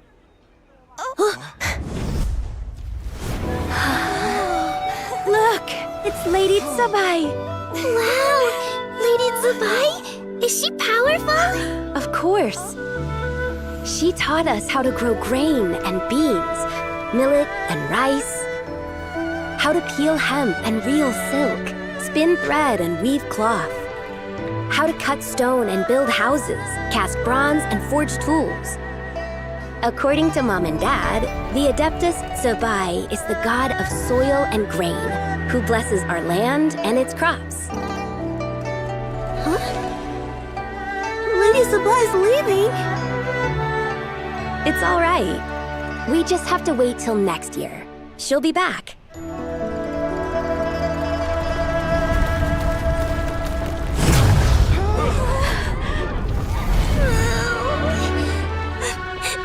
Mom and Dad are gone. Why hasn't Lady Tsubai returned? She'll come. We just have to believe. What is that?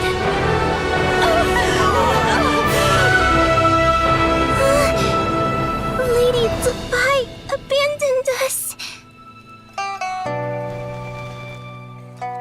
All places tainted by the abyss need to be purified. That includes Long Gone. And what of its people? You know what will happen. You are but an emissary to the mortal realm. This is Heaven's will. There is no need for guilt, and no place for hope. I wouldn't dare. But the people of Langan honor me, worship me, pray to me. If I do not answer, the guilt will be too much to bear. And if you do, you will meet the same end. Then as their god, I shall die among them.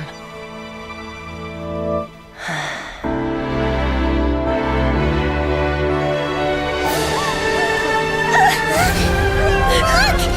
Lady Tsubai came to save us! I knew she wouldn't abandon us! Run!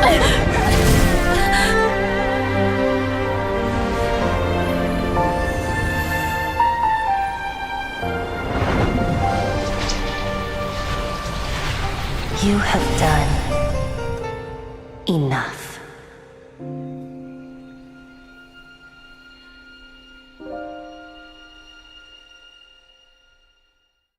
Now you know the truth. These are the memories that suffocate me where I stand and crush me under their weight. Not just my nation, but the people I loved. Were it within my power, I would ignite a blaze fierce enough to burn a hole through the heavens themselves! It was a time of war, one that ravaged heaven and earth. Remnants of the battles tainted with cursed power fell from on high and devastated Langan. The heavens decreed that the tainted filth had to be cleansed. No matter the cost. If I just had more time. I could have helped more people to escape, but it wasn't enough. I just needed a bit more, and they all could have survived.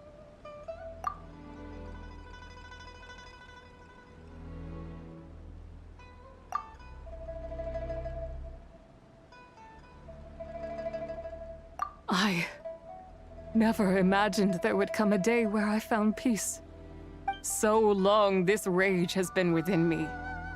Yet here in this moment, it has stilled at last. Thank you. If you wish to bring Zibai back to life, mortal, then you may take the part of her soul that lives in me. Just remember, from this moment onward, the fate of Langan's fallen rests on your shoulders. As I said before, I am but a remnant of Zibai's adeptal form, a manifestation of her wrath that was not meant to linger in this world. By taking away this fragment of her soul, you take away my shackles as well. So, let it... Ah, it's your turn to grant one of my wishes, is it? Very well. In regard to my fate, and that of Langan's fallen, I know there is little I can demand of you. However, should another raise a war banner against the heavens someday, let my name be set upon its cloth. I ask for this, and nothing more. Now, take what you came for. I was a lone moon, shrouded and dimmed in cloud-veiled night. Now darkness breaks, free and unburdened. I reclaim my light.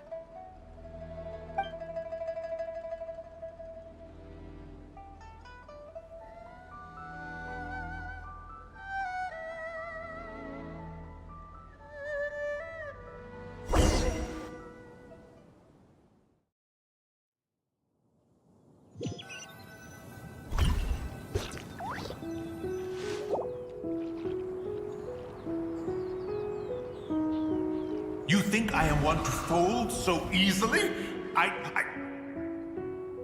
Ah, young one. What brings you here? My, what exquisite mint seedlings. Was it you who planted them? I had not taken you for one so versed in the... Ah, but this is Cloud Retainer's abode. She does not appreciate the verdant wonder. We should leave at once. If she sees us here, there is little I can do to protect you. You weren't? Was it Mooncarver then? My, what nerve he has. What? Looks like Mountain Shaper is back to normal. What's the matter with Zuz? Wow, that was fast. That took, what, like... A second to us, perhaps. But for the Traveler, I imagine it felt much longer than that. One's plan was most successful then. And you're all right, Traveler. You don't feel well, sounds like good news all around. I'm glad. What is this matter you speak of? The possession of that mortal child? The matter of Zujia may have been resolved, but there is another that is... Perhaps you have a moment to spare for a little chat, Mountain Shaper. You seem reluctant to talk in detail about what happened with Zujia.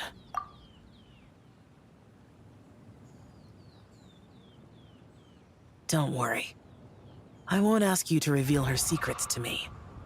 And I doubt the other Adepti will either. Huh? You don't want to know what happened? The expression on your face.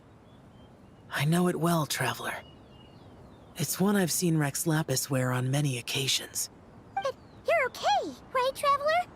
That deadly self did... Well, as long as you're not hurt, Paimon doesn't need to know anything else. Even so, I hope you feel like you can entrust me with it. If I learned anything from our time together, it's that one should not have to shoulder such a weight alone. Not to mention that certain knowledge brings danger in its wake.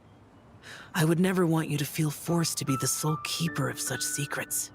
Yeah, kind of like how one person can't finish a whole slime, you know? Better to grab a bunch of friends and eat it all together. Exactly! Wait, no! Paimon's just saying we've got loads of friends who'll be more than willing to lend an ear.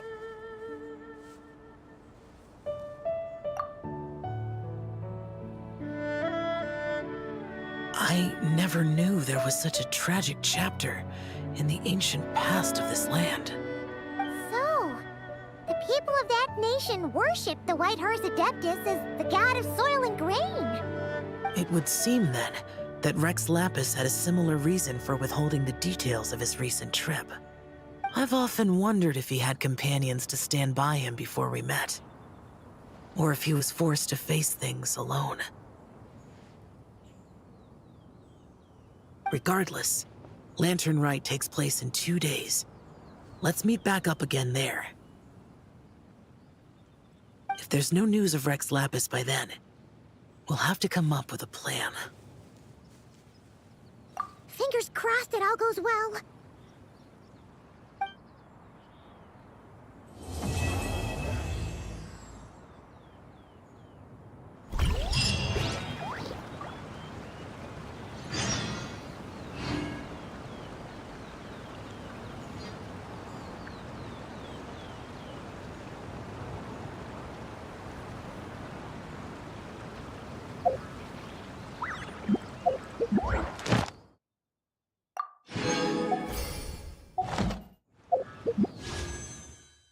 No one's joined me on an adventure.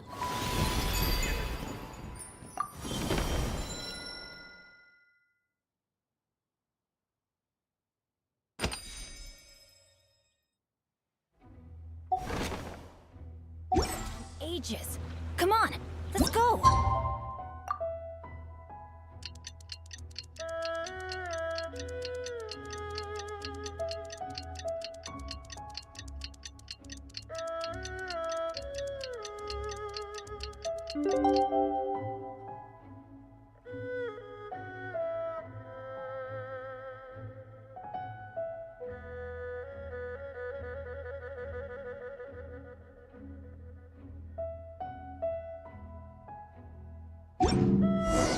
It's time to meet back up with Xiao.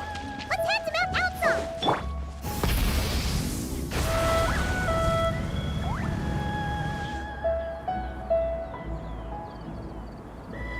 Xiao, Cloud Retainer, Madam Ping, we're here. Any news on Zhongli? Wait, are we missing 2 Adepti? Well, Shenyun banned Mountain Shaper from Mount Outsong for 3 days. Oh, and what about Mooncarver? The scheme to plant mint in one's abode was one those 2 fools devised together? And when it comes to punishment, one does not discriminate. His banishment ends in 3 days as well. Wow, that's pretty Let's get down to business. We have news of Rex Lapis. Huh? Isn't that... Yes, Rex Lapis's Geopillar. It descended from on high this morning. He must have sent it for a reason, but it does not respond to our touch. So, what does it mean? Is he in Not necessarily. It could be a message only a specific traveler. You alone spoke to Rex Lapis before he left. Oh, so it must be for the Traveler. Give it a try.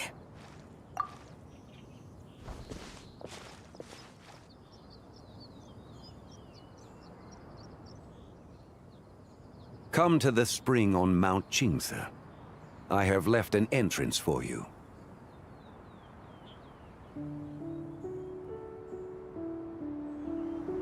Well?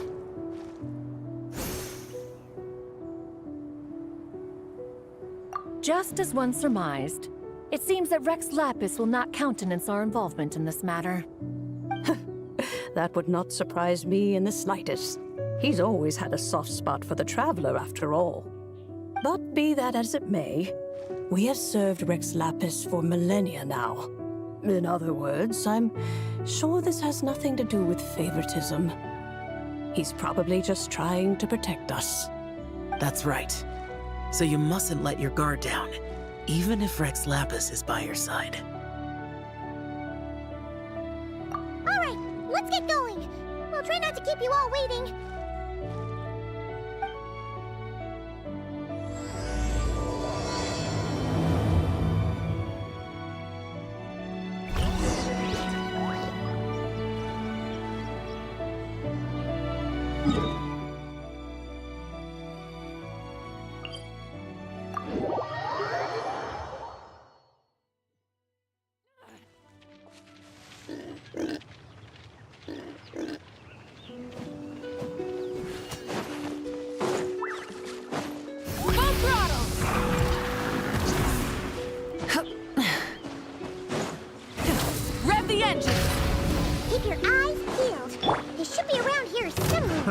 Another test subject.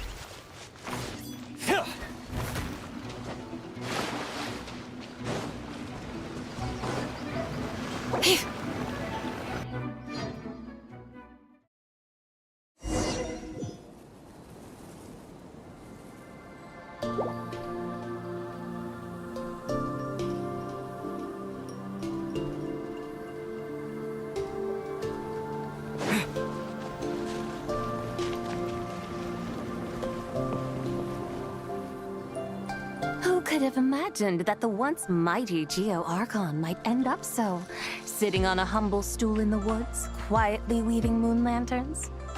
You really do look like an old man now. This is a Shao lantern, not a moon lantern. Hmm?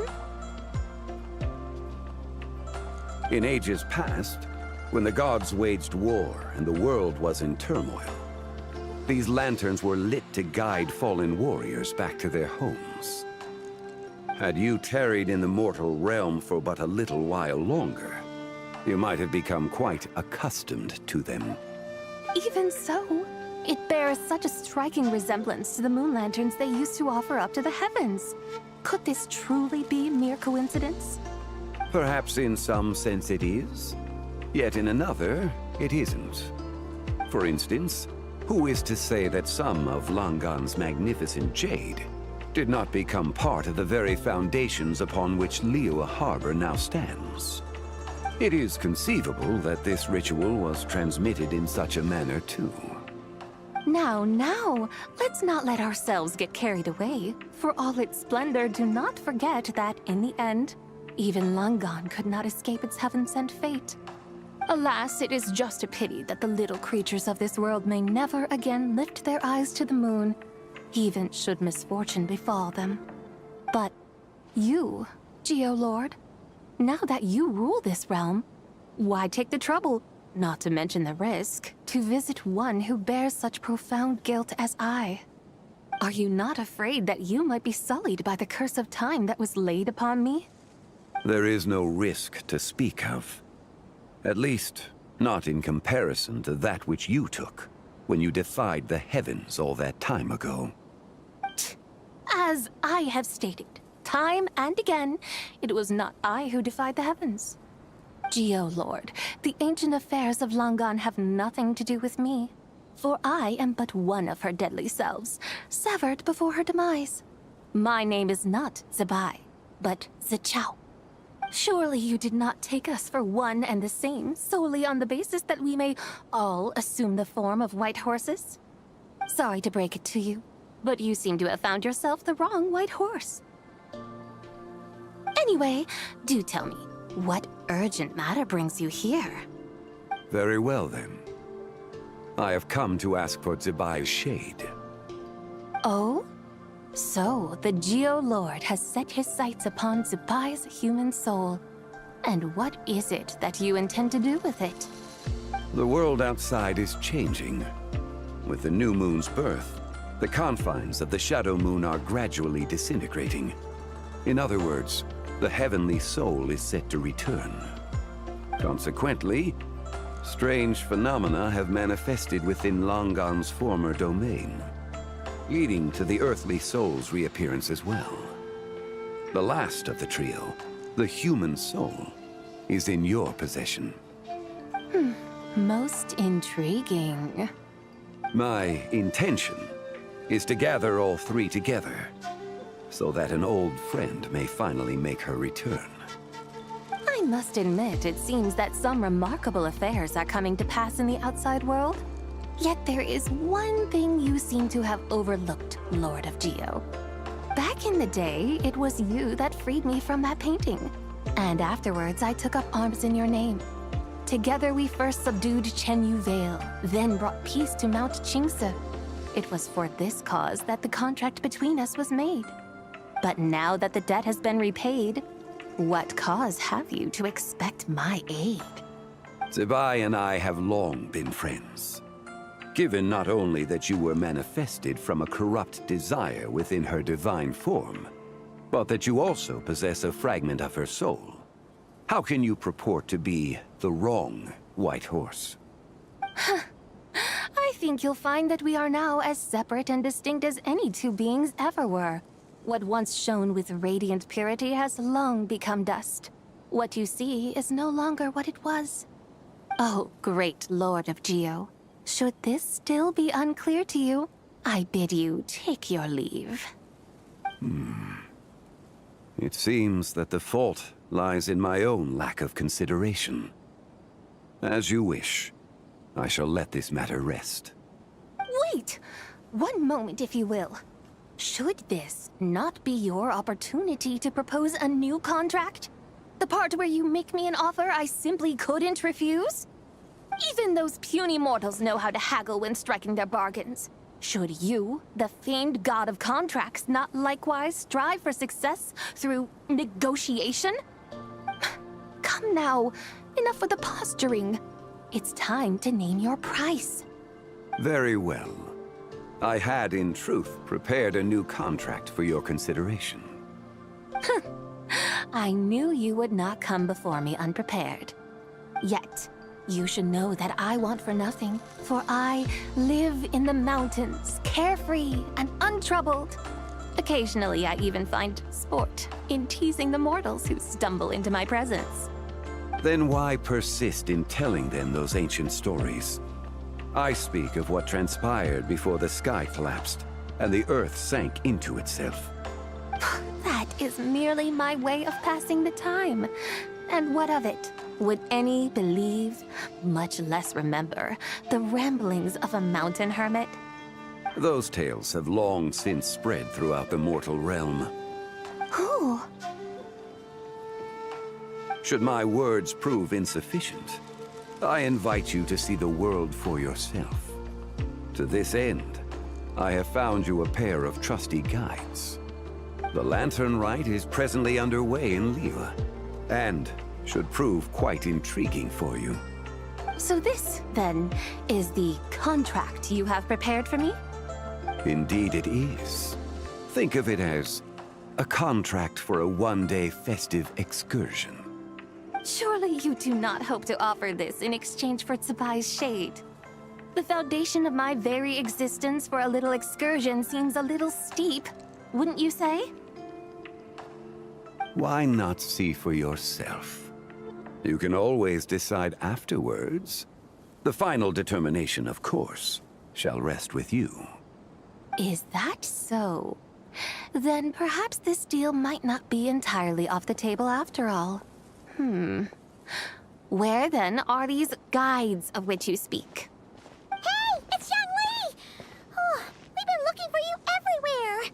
We thought You're here. So these are my guides. Well, well. They certainly look the part, I'll give you that. guides.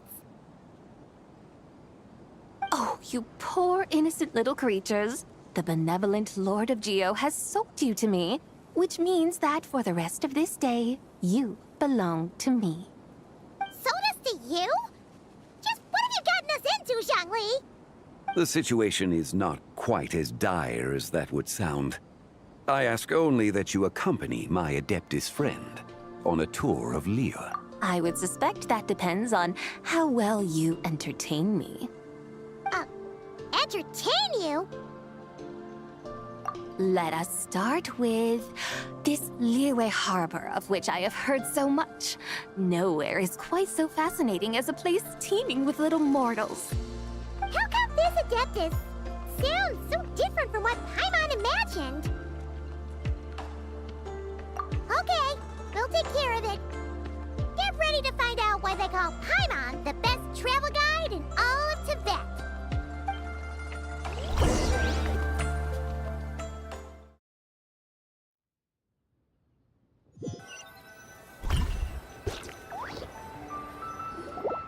Look! We've arrived at Liyue Harbor! Not only is it Tibet's busiest port, it's also the beating heart of Liyue. So, dear Madam Adeptus, where would you like to go first? With humble fare and wine to sip, in comfort clothed and soul at ease, one eats, and all the heart's ills cease. So we're heading straight for the good stuff? Well, you're in luck, because Paimon Paimon's an expert when it comes to food. There are two main cooking styles in Liyue. Li cuisine, which is all about mountain delicacies, and Yue cuisine, which is centered on seafood. The most famous restaurants are Liuli Pavilion and Shinyue Kiosk. Oh, now Paimon's starting to drool. Yes, our only option is to go try them both. 2 meals, back to back. Both sound like excellent options to me. Are these the kind of establishments that most people might visit on a regular basis? Not exactly. Both Li cuisine and Yue cuisine are known for their pricey ingredients. Definitely not what you'd call the budget options. But don't you worry about that. Just think of it as Zhongli's. Look, come on! Aren't you supposed to be pals with Hu Tao? I'm sure we can afford to spend a little more of her Mora at least. Hey! All Paimon wants is to provide our Adeptus with the best possible experience here. Don't you want that too? Both certainly sound like worthy choices. Just now, though, I happened to see a porter pass this way. Where might individuals like him go to eat? A hungry porter, huh? Oh, yep. Nothing fancy schmancy there. Just tasty dishes made with simple ingredients in a variety of different styles. Most importantly, it's great value for money, too. No wonder everyone loves it, huh? Oh, and the owner happens to be a good friend of ours, too. One mean restaurant. Yes. Yippee! That's a great choice, too. Wamin Restaurant, here we come!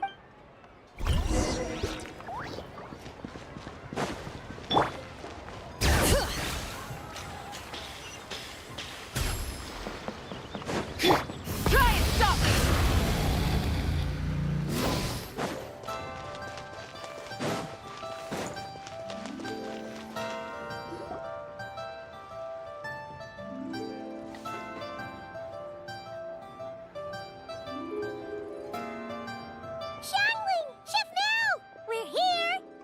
Oh, hello there.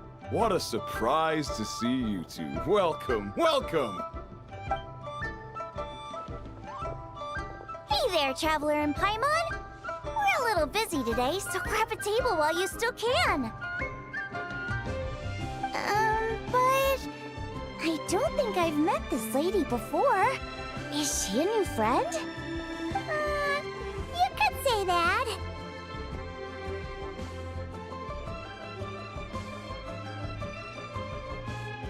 Oh, I see. Well, hey there. A friend of the Traveler's a friend of mine, too. Don't worry, we'll take good care of you. Just order whatever you want, it's on the house. By the way, I'm Zhangling. I cook here at Wanmin Restaurant. What's your name? Miss Zhangling, have you ever heard of the White Horse Adeptus? Of course. What about her? I am her, and she is me. Huh? You mean you're an Adeptus? Oh, you young'uns crack me up. Come on, Xiangling. You've got to keep up with the times.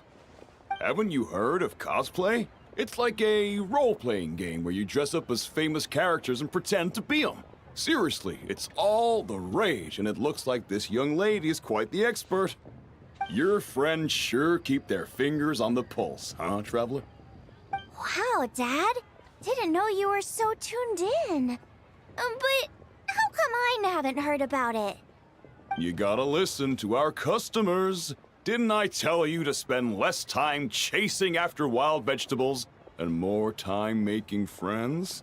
You're even more out of touch than I am. Hey, I like making friends too. Isn't that what I'm doing right now?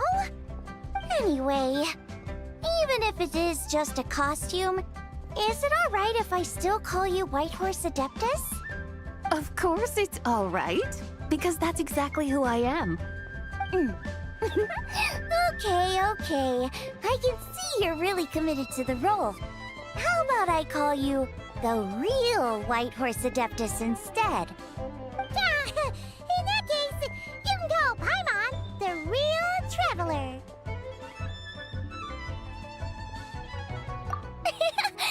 right. You could have at least switched outfits.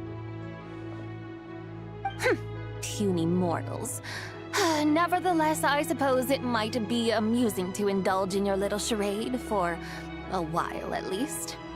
All right, go grab yourselves a table. I'll come take your order in a bit.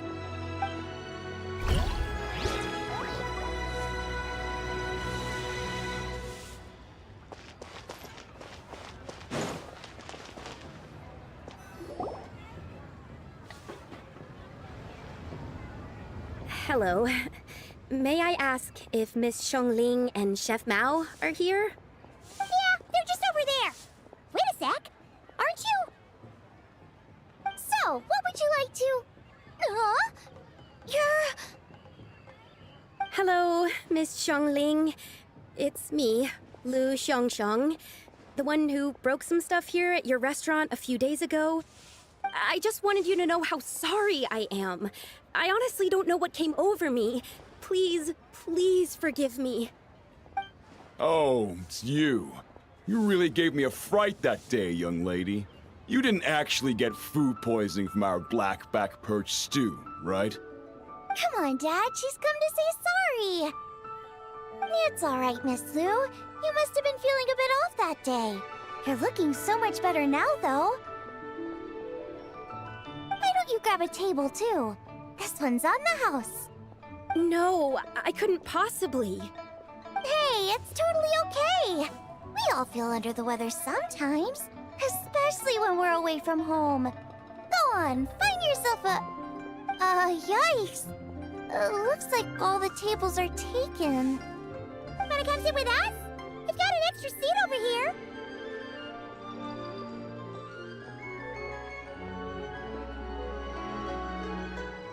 Thanks, guys. So what would you like to eat today? Feel free to order anything you like. I should very much like to sample your renowned poisonous blackback perch stew. It wasn't poisoned. That was all on me. So that's one portion of blackback perch stew. How about you guys? Paimon wants...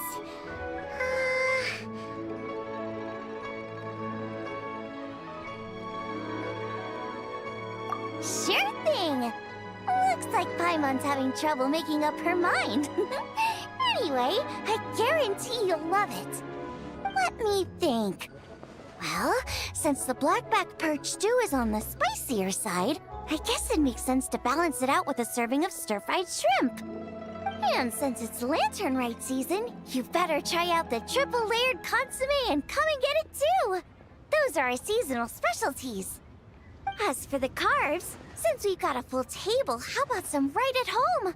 Along with our special chili mince cornbread buns. Trust me, you won't be disappointed. Then for dessert, I'll whip you up some Lucky Snow Delight.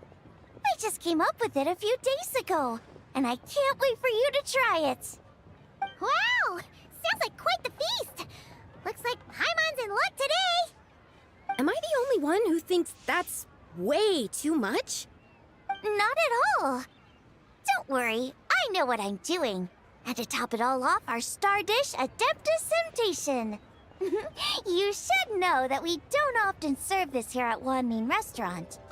But since this is my first time cooking for the White Horse Adeptus, I'm pulling out all the stops. Okie dokie, just sit back and relax. I'll have your dishes out in no time. Hold on. Did I just hear Miss Xiongling mention the White Horse Adeptus? You did indeed. And you're looking right at her. That's a joke, by the way. She's cosplaying. Oh, I see. Phew, almost believed you there for a moment. Tell me, little one, what business might you have with the White Horse Adeptus? It's a long story. Basically, a while back, I took part in an archaeological dig over at the chasm. While we were there, we discovered a number of relics. Our findings show that they date back to the era of long gone. An ancient nation whose people are said to have been the ancestors of some of the modern-day inhabitants of Chenyu Vale. And why might such matters concern the White Horse Adeptus? Because some of those relics not only seem to contain textual references to her, but even depictions of what she looked like. There have long been legends claiming that the White Horse Adeptus was a deity of that era, but there are plenty of other theories out there too. If I could just locate some more detailed records, I'm sure we'd be able to find out so much more. So you're into history? Well, to tell you the truth, I actually joined the archaeological team by sheer accident. But once I'd started down this path, I knew that I wanted to make something of myself. Recently, though, things seem to have taken a turn for the worse. Still can't believe I caused such a mess and even ended up hurting someone. Oh, so you're considering becoming a martial artist now instead? No, I mean, they weren't seriously hurt. It was just a few scratches, and they let it go after my mother compensated them.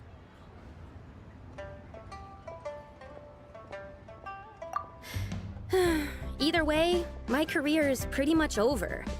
And even though both the victim and the Ministry of Civil Affairs say they won't be pursuing the matter any further, my father says he's going to punish me according to our family rules. Family rules? Yeah, he's decided to ground me. I'll have to return to Chaoying Village after Lantern Rite, and goodness knows when I'll be allowed to leave again. Wow, that's harsh. Sounds like the kind of thing only rich, super traditional parents would do. We're not exactly rich, though. All we own are a few tea fields in Chaoying Village and a guest house in Liyue Harbor. A guest house? It isn't Baiju Guest House by any chance?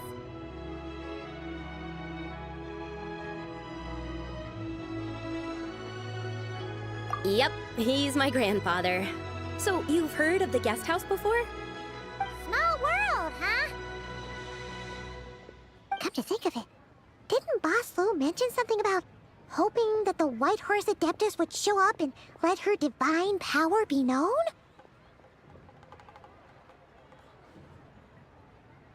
Sure, but Paimon's guessing this wasn't exactly what he had in mind.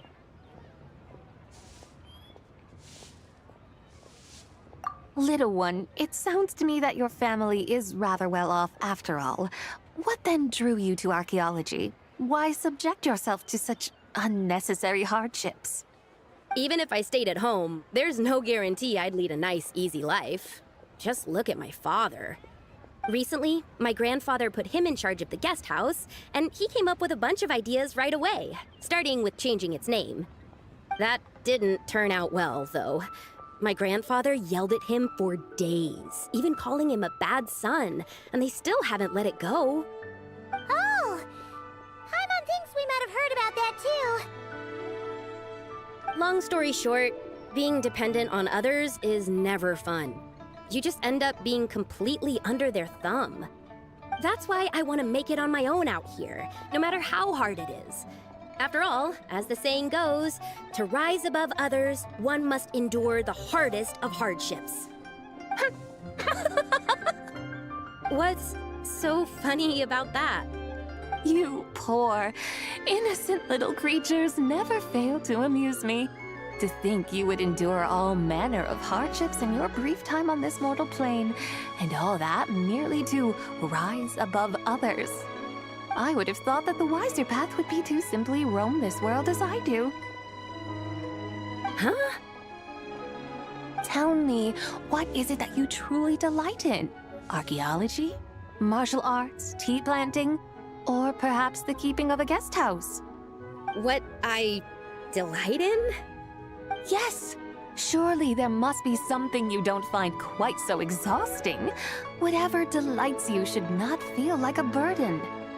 But do things like that really exist? Of course! Take Miss Xiangling, for instance. I defy you to detect even a hint of hardship on her face when she wields her walking spatula. So, Since it seems you are resolved to tread the rocky path, you should strive with all your might to pursue that which brings you delight. You mean, like cosplay? I suppose you might say that. Looks like the White Horse Adeptus is really getting into her role. I think I get what you mean then. Maybe I should have a chat with Miss Xiangling before I head home. Okay, everyone. Sorry to keep you waiting. Here's your food. Wow. It all smells so good. Oh, finally! I get to try that famous poisonous stew. Hey! Didn't you hear what Shang said? It wasn't the stew. If anyone's to blame, it's that other you. What's up? How fiercely this mortal fare burns upon the tongue!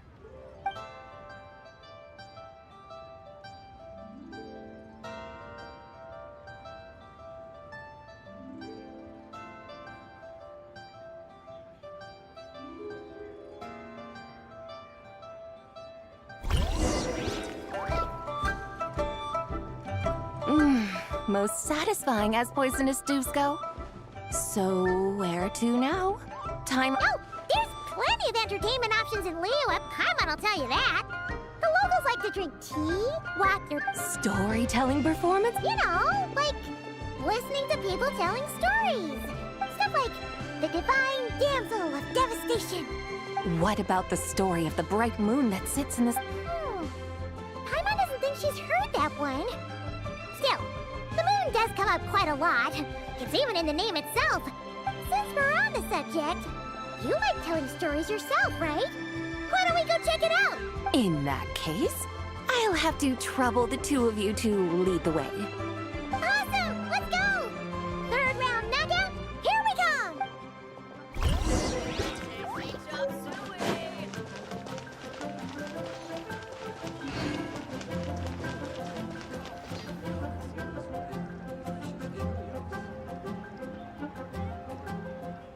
What a tongue twister. I'd have made a complete fool of myself if I tried to say it on stage without practicing it first. Huh. Call yourself Iron Tongue, Tien. Wobbly Tongue, Tien, more like. I used to have that problem a lot. But if you just take your time to grasp the meaning and commit it to memory, you'll be able to say it smoothly in no time. You're right, Miss Yoon. I'll give it another try. Hey, Yunchin! Fancy seeing you here! What are you two talking about? Ah, Traveler and Paimon, we meet again. And who, may I ask, is this? You may call me the White Horse Adeptus. The White Horse Adeptus? She's not really an Adeptus. I see. Well, it certainly looks like a lot of fun. Oh, funny you mention it. This type of thing is actually something I'm quite familiar with. Once, to perform Through the Eyes of a Dragon, I decided to imagine that I was Rex Lapis himself. It was the only way to truly inhabit his mindset and understand his resolve to quell those demons. Sounds like you just wanted an excuse to feel all big and powerful. Hey, that's... You just don't understand how inspiration works. You're one to talk. Paimon's traveled all over with the Traveler, and she's seen things that would make your jaw drop. All right, then. Since you claim to be so knowledgeable, why don't you prove it by reciting an ancient poem? An ancient poem? Which one? Ha! See? You mean to tell me you've never even heard of the ancient poem called An Ancient Poem? What kind of a title is that? Quit teasing, Paimon. We only just found out about that ourselves. He's talking about the writing on those ancient relics. When we first saw it, we couldn't figure out what it all meant. So in the meantime, we decided to just refer to it as an ancient poem. However, thanks to the painstaking work of the scholars who were tasked with decoding it, it seems like that's exactly what it was. Or rather, an ode offered in veneration of the moon and the White Horse Adeptus. Oh yeah! Didn't Kuching mention that before? It's got something to do with Longon, right? That is correct. The Ministry of Civil Affairs has issued a notice stating that, although it is true that the moon may disappear tonight, we should be in no danger. In other words, there's nothing to fear. But if you're worried, we can always take a leaf from the Book of the Ancients. By reciting this poem, I mean, and calling for the White Horse Adeptus's aid. If we do that, I'm certain she'll protect our moon and keep us safe. Oh, seriously? Paimon has to get a look at this.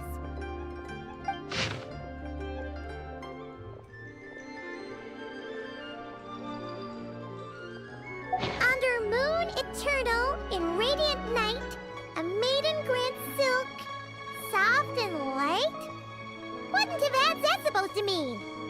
Under moon iridescent, in night divine, blah blah blah, something cloth so fine. Something about fields being plowed, something else about seeds being sown from the earth. Seriously? What is this? The fields are plowed, the seeds are sown, and from the earth, life is grown. Whoa! You did that without even looking!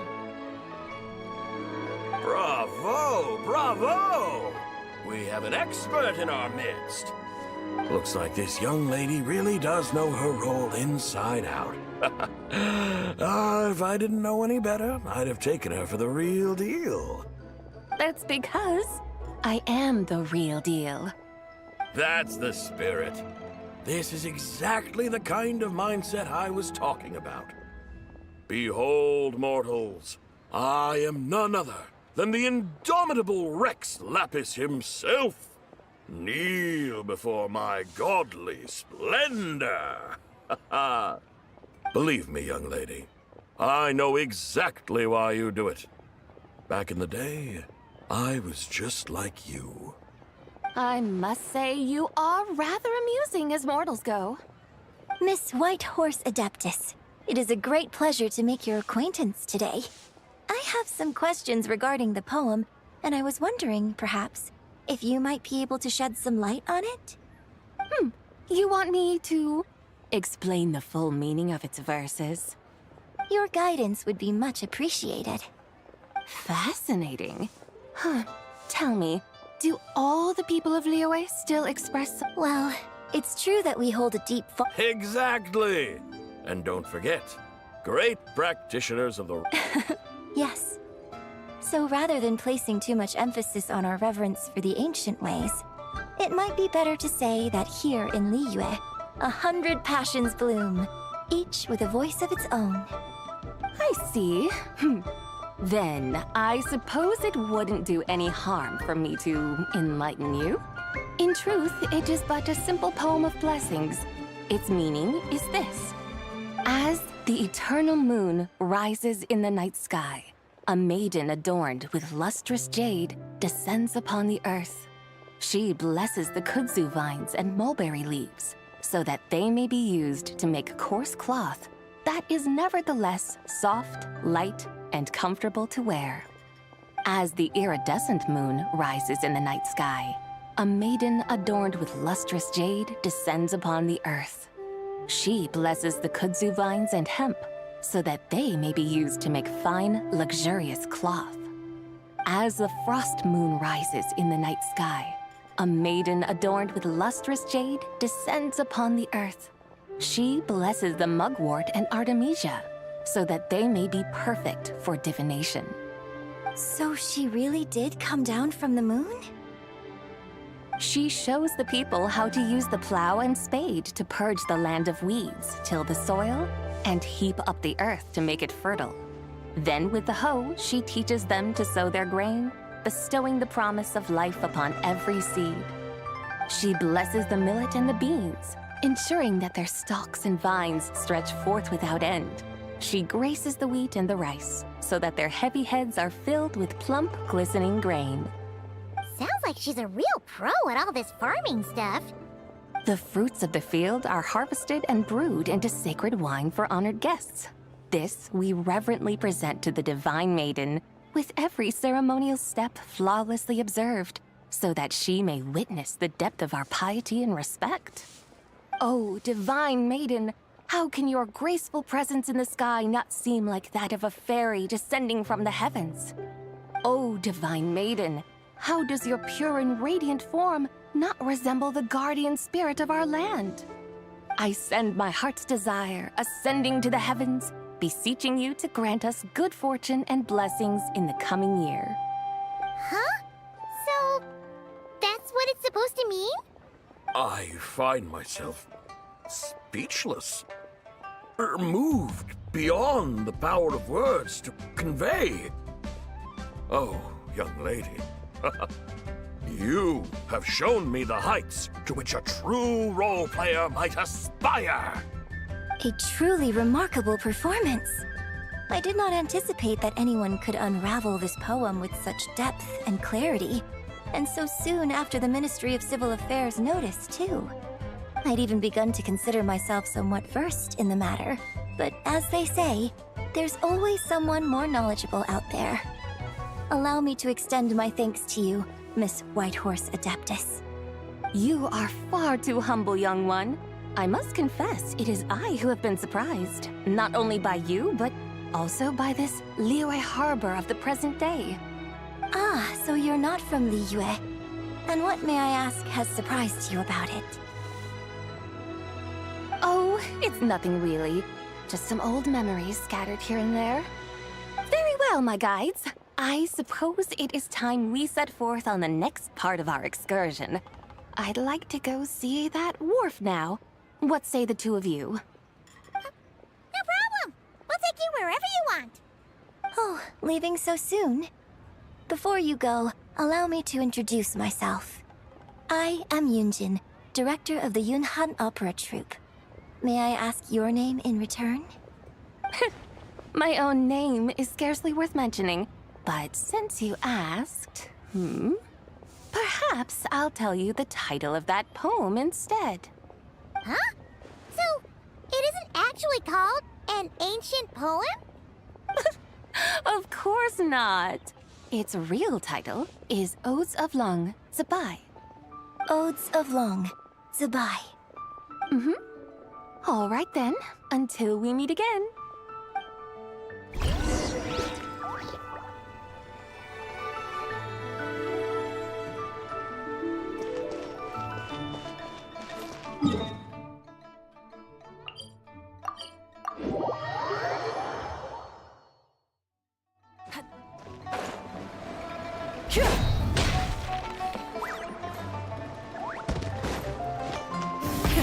Rev the engine!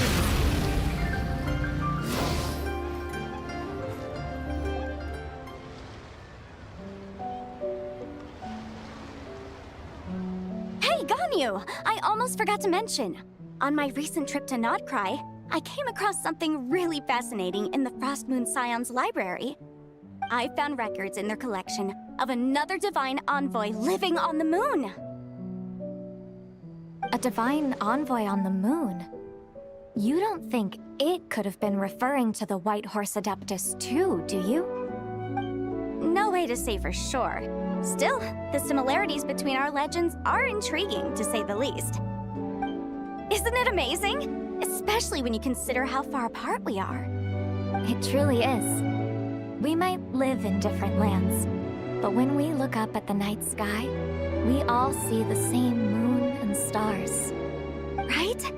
It's like we're all bound together, no matter where we are. When you think of it like that, it's almost as if our friends from other nations will be right here celebrating with us. Isn't that a wonderful thought?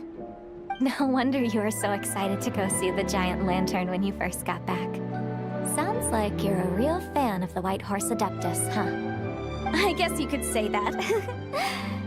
Just a pity she's so elusive. Even Granny's never met her, you know? Maybe she really is just a legend after all. Hey, Yanfei and Ganyu!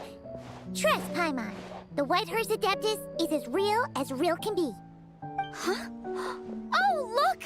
It's the Traveler and Paimon! Feels like I haven't seen you two in, like, forever. Happy Lantern Rite. It's so good to see you again. Hey, you two. Happy Lantern Rite.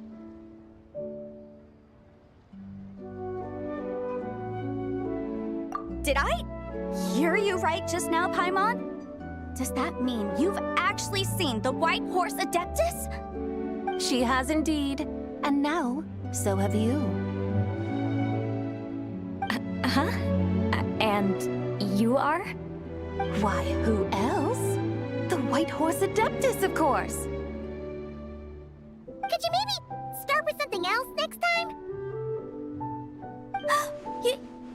You're the White Horse Adeptus? That's right. Allow Paimon to introduce you to our new friend, Zichao. She's been low-key obsessed with cosplaying the White Horse. I see. Well then, greetings, Miss Zichao. My name is Yanfei, and recently I've been low-key obsessed with learning everything I can about the White Horse Adeptus. I'm sure the two of you will get along like a house on fire. Oh, and by the way, I'm Ganyu. So, Miss Zichao, you must be here to see the giant lantern too, right? Hmm? A horse-shaped Zhao lantern? Is that what I think it is? That's right. A lantern made to honor the White Horse Adeptus herself. Isn't it gorgeous? Huh? What are you laughing at? Both the lantern? What do you mean? Oh, this lantern truly is an artistic Come to think of it, Paimon can't remember ever actually seeing one herself. What about you, Traveler? Oh, this horse appears to be mid-trot, but it has adopted what is called a lateral gait, where the legs on one side of the body move together in unison. A rather rare sight indeed. Just now, I suddenly pictured myself, I mean, the White Horse Adeptus running the same way. The image was so absurd, I could barely contain my mirth. Oh, really? I never knew that. You learn something every day, huh? Oh, come on! It's basically a giant piece of fan art! Who cares if it's different than the original? I was merely laughing at my own ignorance. I came here thinking that the White Horse Adeptus's tale had been long forgotten. Yet here I am, gazing upon a lantern made in her honor. Well, you couldn't have been more mistaken. There are so many tales about the White Horse Adeptus, I'm starting to lose count. Just off the top of my head... Just so you know, Yanfei, we've heard it all like a million times before. Uh-huh. But there's one thing I can guarantee that you haven't. Huh? You mean like a new chapter of her stories come to light? Mm-hmm. And I heard it from Ganyu just yesterday. Hey, why don't you share it with the others? Sure, no problem. Where to begin? Do you guys still remember what Liyue's Moon Chase Festival is about? Of course! It's a festival held in honor of the Stove God! That's right. But it took a really long time for the Stove God Festival to become what it is today. In its earliest form, it was actually an adeptal ritual known as the Moon Chase Rite. Paimon remembers Madame Ping mentioning that before, but she never explained exactly what it was. According to Cloud Retainer, the Moon Chase Rite was originally a ritual meant for communicating with the moon. Communicating with the moon? But for what purpose? At first, Cloud Retainer wasn't entirely sure either, as it was always Rex Lapis who performed the ritual. Whoa! Rex Lapis did it himself? Must have been a really important ritual. That's right. Unfortunately, despite numerous attempts, they never actually received any response from the moon, which is why they eventually stopped performing it. But then, just yesterday, Keqing took a picture of the moon being obscured by a dark hole to Cloud Retainer, and asked if it had anything to do with the moon chase rite. The moment Cloud Retainer saw it, it suddenly dawned on her that the rite might have been an attempt to reach the White Horse Adeptus all along. Does that mean Zhongli's been trying to bring back the White Horse Adeptus all this time? So how about that? Bet you never thought there might even be a link between the White Horse Adeptus and the Moon Chase Festival. If Keqing hadn't taken that picture to Cloud Retainer, we would never have known any of this. This is probably what Keqing was referring to that day when she mentioned there were some ideas she wanted to follow up on. So, Geo Archon. All this time, you've been striving to awaken her. Huh? What do you mean, awaken? Nothing. What I truly meant to say was, this new insight you've provided has been truly eye-opening. Oh, by the way, my trusty guides, I've been meaning to ask, where in Liyue Harbor might one enjoy an expansive scenic view? Huh? We're off to the next stop already? But Paimon's barely done digesting that lore bomb just now. All the more reason to find the right spot to let it sink in. Oh, so that's what you're up to. A tour of Liyue Harbor? In that case, if you're looking for a spot with a panoramic view, I'd recommend Yujing Terrace. That's a great idea. Since the terrace is on higher ground, the sea view from up there's so much better. Great! Well, the lantern ride's about to start, so we should get back to Granny's now. Hope to see you all at the festival tonight. Oh, you're off too? All right then. See you both soon. See you soon.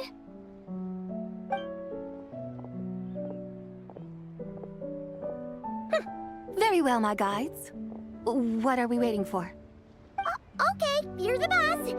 Yujing Terrace it is. After all, the customer's always right. Something else you needed to do? Oh, Paimon likes that idea. And what, may I ask, is a photo? It's this awesome invention that lets you record moments in the blink of an eye. Except, you've gotta try not to actually blink. Oh? What must I do in preparation, then? Nothing. All you gotta do is choose a pose. The Traveler will handle everything else.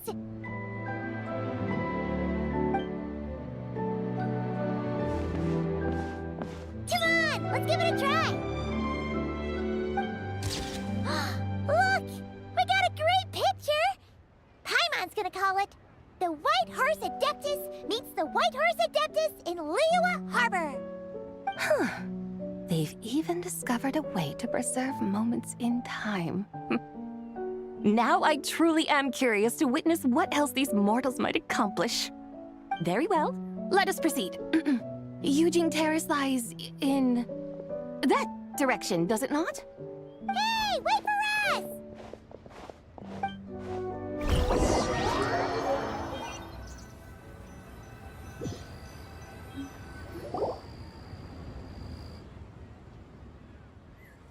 Truly a marvelous view if ever there was one.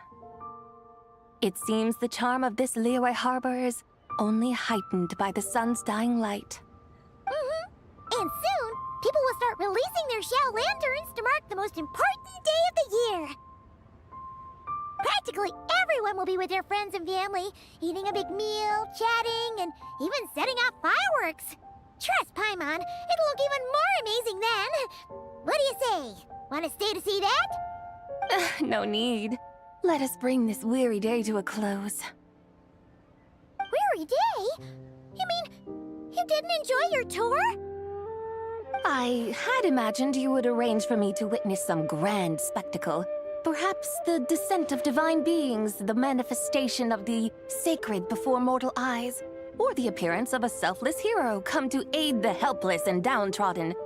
Or, should that not come to pass, then at the very least, spend a little more coin. For that, it seems, is how one finds true enjoyment. Alas, but there was none of these. Instead, we merely filled our bellies.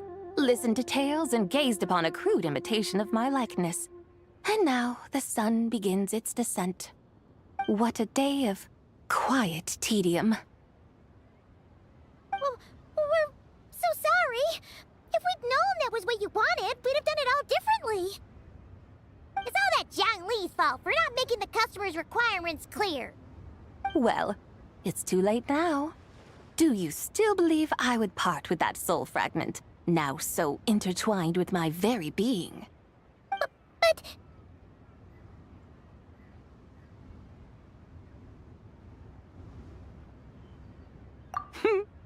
I knew you were the more astute of the pair. Huh? You were just trying to scare Paimon? It seems the realm of the Geo-Archon has a way of making one more stony-faced. So, you were just pulling Paimon? Of course. I was merely engaging in a little banter with... Long ago, I shared tales with various mortals who chanced upon my mountain abode. Never did I imagine that those stories would endure. It seems I greatly underestimated them. Perhaps, as your Geolord said, a few pieces of ancient Langan's magnificent jade have truly become part of the very foundation of this land. So, you've decided to help us?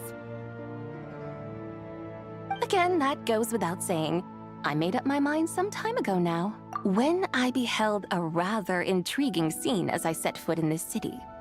I saw porters passing through the alleys, setting down heavy wooden crates from their weary shoulders. Peddlers pushing carts as the kites and lanterns. I saw cooks cooking, actors acting, scholars reading, soldiers marching, children playing, elders resting, officials officiating, and the common folk absorbed in this or that, reveling in the simple joys of life. Some, it seems, have already found that which stirs their hearts, while others continue to fret, troubled by uncertain futures. Yet, in this gentle and serene order, each holds fast to their anticipation, not only for the celebrations to come, but also for the first light of the morrow. Scenes I once yearned to behold now unfold before me, no longer in Langan, but in Liyue Harbor, thousands of years on. How wondrous is this mortal realm? Thank you, Whitehorse Adeptus! Thank you so much! Adeptus, Adepti, perhaps the singular art in which we are truly proficient is that of sequestering ourselves within the high mountains. But once we leave our mountain refuge, we find ourselves drawn back to mortal ways all the same. So, it is I who should offer my thanks to the two of you. Traveler, Paimon, you have made this day more delightful than any I've known in a long, long time. Come now, and take what it is you need. You mean, like, right now?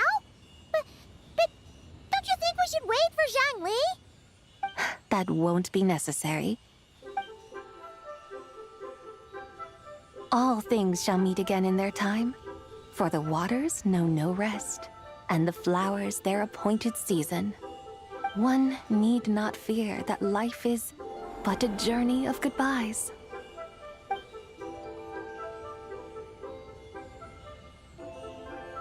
Is she gone?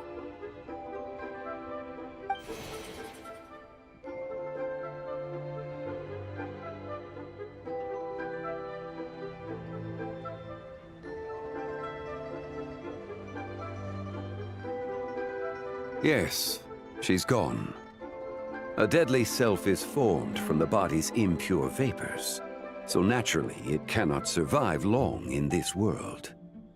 Had it not been sustained by the remnant of Zibai's soul, it would have faded away a long time past. Now that the remnant is gone, it has severed its ties to the mortal world. Zhang Li! When did you get here? A while ago. Paimon would have thought you'd at least want to say goodbye. Though mountains endure, the ceaseless waters will, at last, wear away their sharp edges. Thus must I meet the marks wrought upon her by the ruler of time with great caution.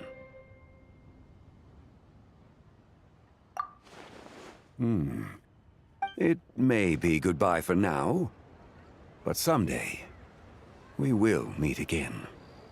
Really? And when might that be? Who can say for sure? Years and years from now, perhaps. Or maybe tonight, at the Lantern Rite. Are you saying that if the White Horse Adeptus were to be resurrected, she'd still have the memories of the 3 deadly selves? That she'd still remember us? We will find out soon enough.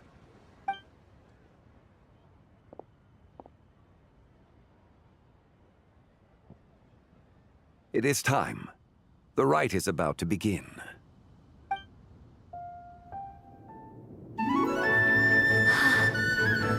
The rite is about to begin. Is the moon really gonna disappear? Got your lanterns ready, everyone? All set. Might be about time to put eyes to the sky. Wouldn't you say, Tianquan? Look!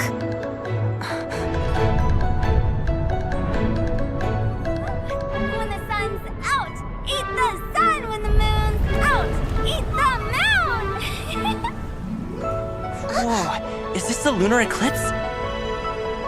Under moon eternal, in radiant night, a maiden grants silk, soft and light. Under moon iridescent, in night divine, a maiden grants fiber for cloth so fine. Under moon of frost, in night so great, a maiden grants tools to divine our fate. The fields are plowed, the seeds are sown, and from the earth, life is grown. The seedlings stretch, the crops do rise, and all unfolds before our eyes.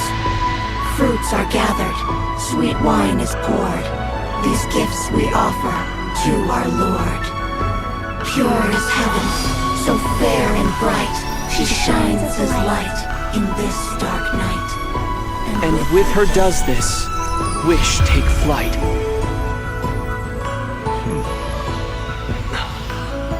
Devoted soul, scattered and unbound. Let this lantern guide you home, by its light be found.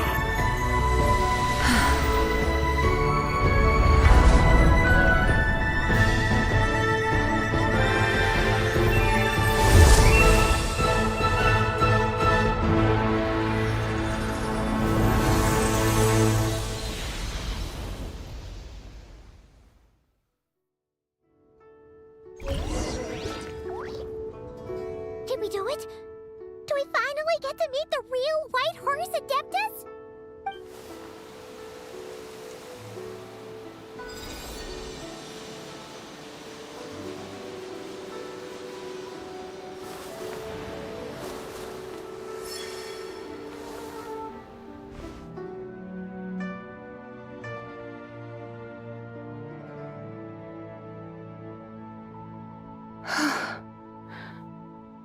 This place.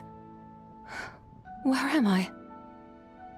A familiar land, now known by the name of Liyue. Liyue? The peaks adorn the clouded moon. Then, who might you be? Oh no! She seems to have lost all her memories after all. And those countless lights in the sky. What are they? These lights, each like a dwelling in glad accord, usher in this day of joyous rebirth. And whose rebirth might that be? That of my old friend, Zebai. Zebai? Yeah, that's you! Don't you remember anything at all? That's... me? Oh, yes. The envoy of the Lunar Palace. My name is Zebai, indeed. Then you must be... the Lord of Geo, Heaven's Star. Many years have passed since we last saw one another. Goodbye, my friend. Welcome home. Home?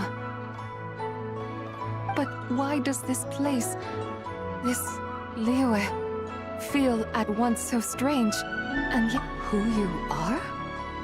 Who are you? Ah, yes, I remember now. You are that young wushou dancer, the one who seeks disciples. How fares your quest for disciples? It must have yielded a truly prolific body of students by now, I trust. Hey, you've got it all wrong! You're talking about gaming! But I could have sworn... Oh, that's right. You're that impudent blonde youngster who kept meddling in my affairs. And to think you even had the audacity to presume yourselves worthy of being... What was it again? Ah, yes, of being my guides. How very wonderful to see you again, my most faithful and beloved guides. I trust all has been well in my absence? Well, you finally got it right. But that sudden mood swing felt even weirder. It's like her head's packed full of slimes. It is possible that her cells have not yet settled. After all, they've only just been brought back together. It may be some time before she fully recovers. Huh? You mean, kinda like she's still half asleep?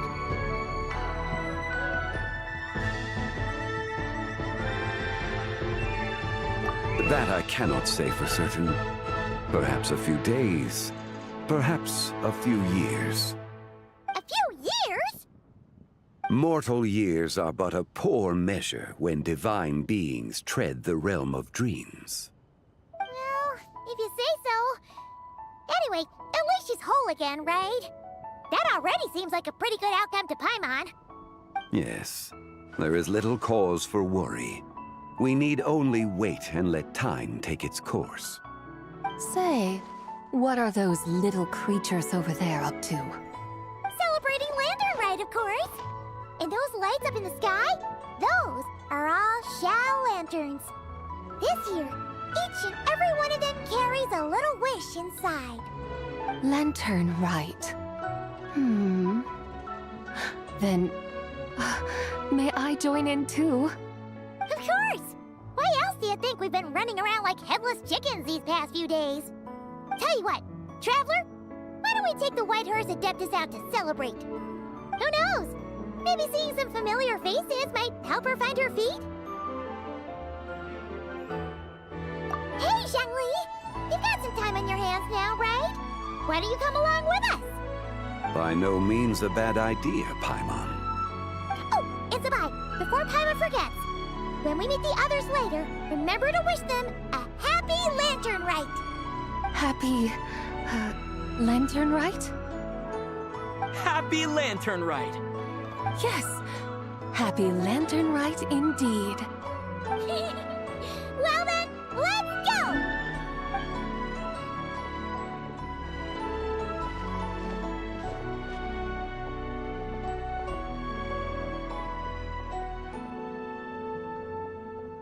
Lantern Rite. A night of joy, reunion, and moonlit blessings for all.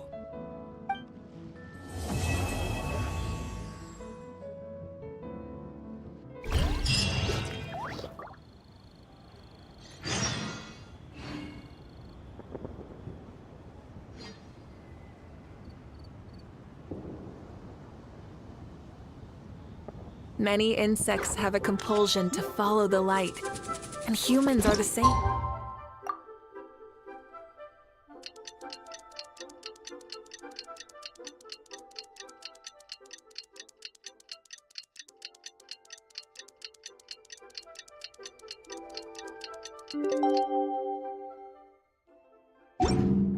Except we... Paimon wonders how the White Horse Adeptus is getting along.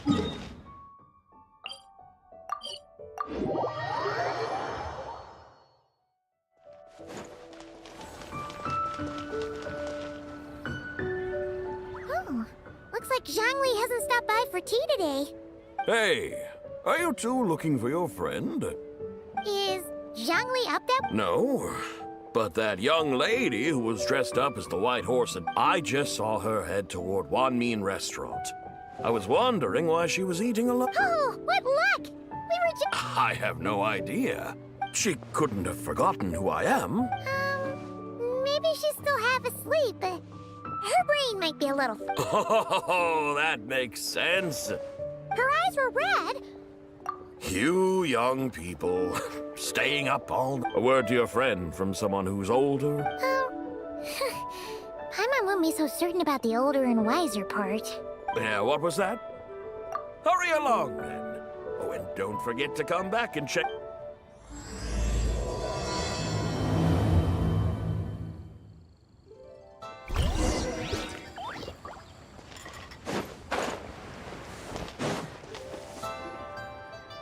Where's the proprietor? Come out and see me at once!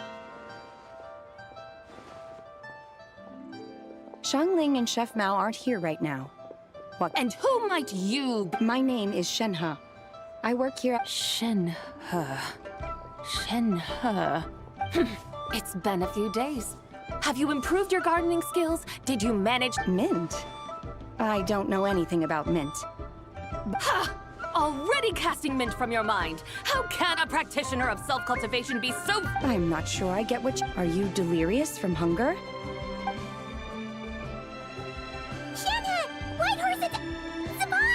Traveler, Paimon. It's been a long time. Is this customer a friend of yours? Don't mind her, Shenhe. She's just a little cranky because, she didn't sleep well last night and she's only just... Look how red... I see. In that case, Miss Zabai, I have a tonic here infused with Xingchen. Stop right? Who are you two noisy children? Hey, have you forgotten about us already? Guy. Ah, yes, now I remember. What luck. Huh. Is she starting to come around? Someone requested my help in purchasing... Tea leaves? Your friend, Rex... Zhangli. But then, a young lady in a... As such, he is only... Oh, that's his boss, Hu Tao. It's about time she realized the problem and put a stop to his... Oh, I see. So that's why you're here. Unfortunately... You don't sell tea leaves? But I remember your boss, Miss Lu, saying that... You really should get some rest. The person you're talking about is... Is that so? What surprises? That would be excellent, my dutiful guides. Ah, yes, Miss Crane. I completely... Miss Crane, you appear reasoned and compassionate on the surface, yet I sense dark forces churning within your spiritual core. Those red ropes you wear are what bind them, am I correct? Oh, you can sense that? Indeed. I also sense that with your strength, you might try undoing one or two of those bonds when training. Untie Shenhe's ropes? Wouldn't that be... risky? Though the use of red ropes to bind the soul is a wondrous technique, practitioners must eventually learn to break free from external aids and look within themselves for restraint. Master has told me similar things, but I am not ready yet. Your self-cultivation has Then I will seek further guidance from my master. If you still have doubts, you can find me at the Baiju guest house. For now, my dutiful guides, let us be off.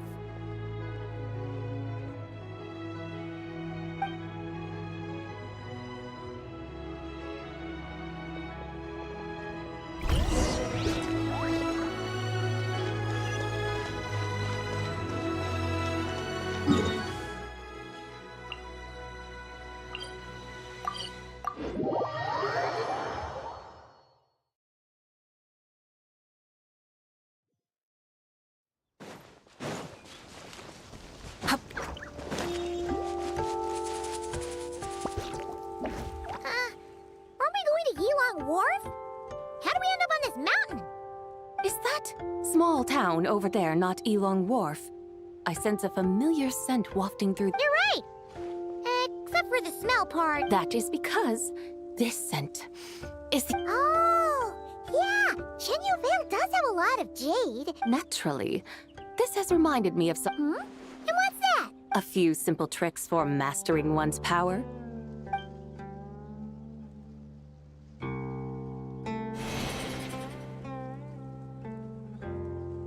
What is that thing? I'm sure you've been to Elong Wharf many times before, but I wonder if you've been such dutiful, dedicated guides. So please, step in.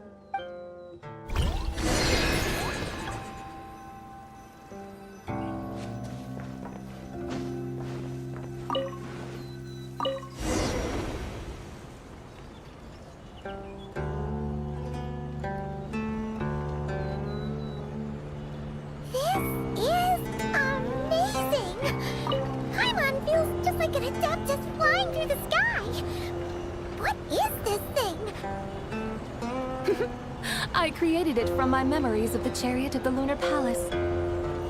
Many years have passed since I last laid eyes upon it, so there may be some discrepancies. Nonetheless, it is functionally much the same. A lunar chariot? Wow! Paimon never imagined she'd get to ride in one! So, Zabai, does that mean you used to work on the moon? Work. That's an interesting way to phrase it, though I suppose you are correct.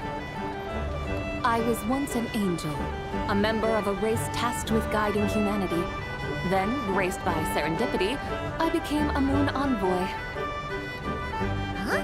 What's a moon envoy? Some kind of super important angel?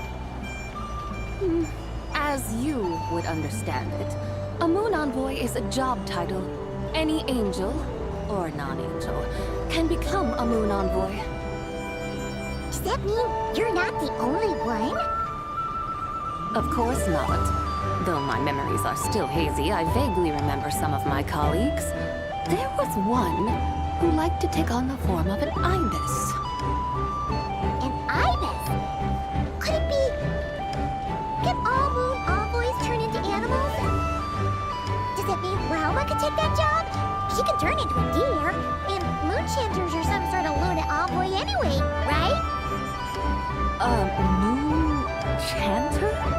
I have no idea what those are. Oh, okay then.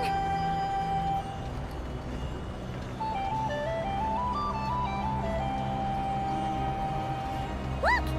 Paimon thinks she saw a tea vendor over there! Very well. Let's take a look.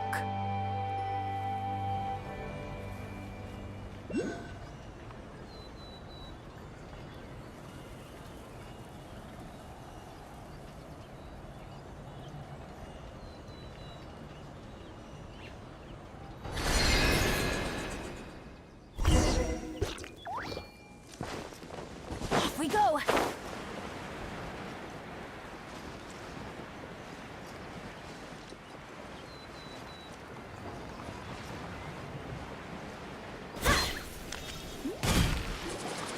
Welcome, please have a look around. We only sell teas of the finest quality sourced directly from Chaoying Village. Right now we're offering a special discount for Lantern Rite. Look over there! Dear customers, are you looking to purchase some tea leaves? I can see from your bearing that you are no ordinary customers. My humble shop has some exquisite teas that should satisfy your more refined tastes. We're not here for quality. We're looking for a discount. A discount?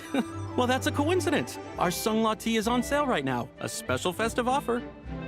Something about the name of the... Buy 3 boxes of Sungla tea during the festival to get 10... That's right! 10 boxes at half price. Have you been to our shop before by any chance? Oh, Paimon's definitely heard this spiel. 3, 10, 20, 50. Zabai, what are you muttering about? When purchasing 3, 4, or 10 boxes, the corresponding discounts are 10, 20. The intervals between the two sets of numbers are 1 and... Look! Her eyes turned blue! If the differences between intervals remain equal, the interval after 6 should be 6 plus the difference between 6 and 1, which is 11. Therefore, extrapolating upward, the next two numbers in each set should be 21 and 100. You're making Paimon's They mean that if we buy 21 boxes of Songla tea, we should get a 100% discount! 100% discount? Oh, there was a pattern to the discounts!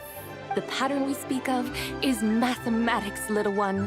A pattern that is always right. That's amazing! You're a shopping genius, Zabai! Oh, wait. Something feels off here. I had no idea our shop's discounts were tied to the laws of nature. I've learned so much from you, dear customer. No need to thank me. Now, please give us our 21 boxes of free tea. Wait! What's the matter? Paimon just realized what it is that's... It took you long enough. We got the short end of the stick! Think about it. If we don't have to pay when buying 21 boxes, then if we buy even more, the vendor should be paying us money instead. Huh? Hey, Zabai, work this one out. If we buy 100 boxes, we'd make loads of money, wouldn't we? It stands to reason. Wait a moment, dear customers. Don't you think you're haggling a little too hard? You are the one dictating the discounts. We're simply extrapolating the numerical patterns within. As such, we are hardly haggling. You have a point. However, that's right. I'm so sorry. I just remembered. My supplier didn't come today, so we don't have any tea after all. Such a shame. Terribly sorry about this. Awful, awful luck. Where can we find your supplier? Well... Not to fret. We'll save you the effort and go straight to the source ourselves. Well, you see, dear client, the supplier's discount isn't as generous as ours. You won't be able to get the same price from them. Huh? Does that mean they won't pay us for taking their tea? They might not even offer you a 100% discount.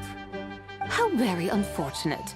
Nevertheless, as the original supplier, they must offer some sort of discount. Besides, we're not looking to make money. We just want a good deal. Well, that's great. My suppliers are all tea farmers from Chaoying Village. You can go ask around the village, but please don't say I sent you. Do not worry. We appreciate your generosity. Referring customers to your business partners, even choosing to remain anonymous, the demeanor of a true gentleman indeed. Your business will surely prosper. I hope you're right. Then let us head to Chaoying Village.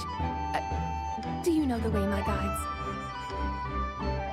Of course! Just follow us!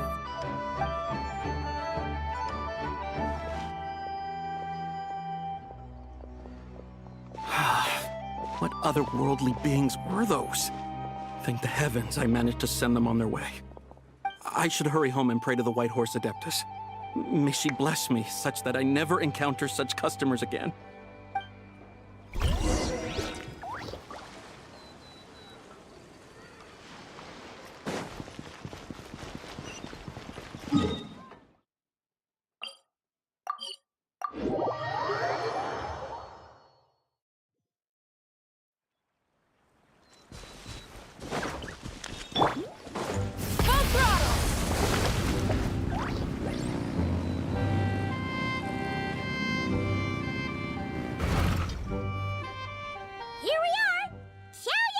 The mountains and waters are pristine.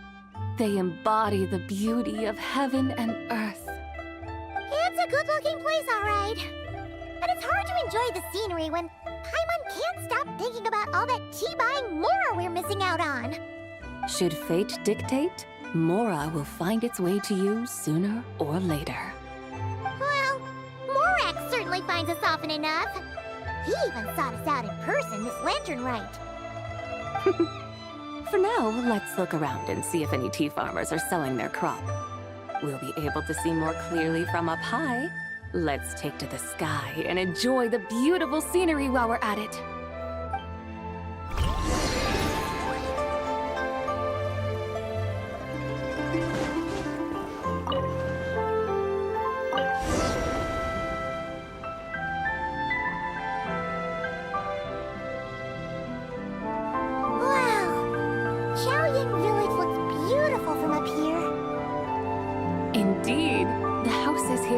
quite different from those in Liyue Harbor. They follow the natural contours of the mountains, forming unique, elegant structures. Yeah, it's super beautiful. The white walls and dark tiles frame the emerald waves of the terraced fields, while the curved eaves and tall gateways juxtapose each other with grace. It's almost too beautiful to be true. The crowing of roosters and barking of dogs, the calls of farmers working the fields, a vibrant pastoral chorus overflowing with earthly vitality.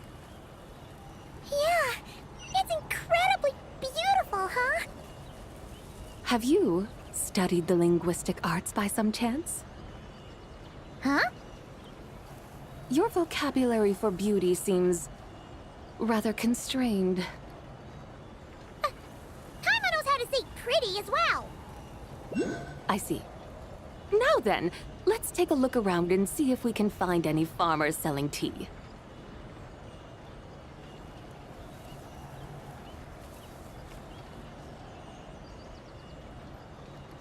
Look! There's someone in that tea field! And they look kind of familiar. Wait, is that Lu Xiangxiang? And who is that? Oh, you'll remember her once you see her up close.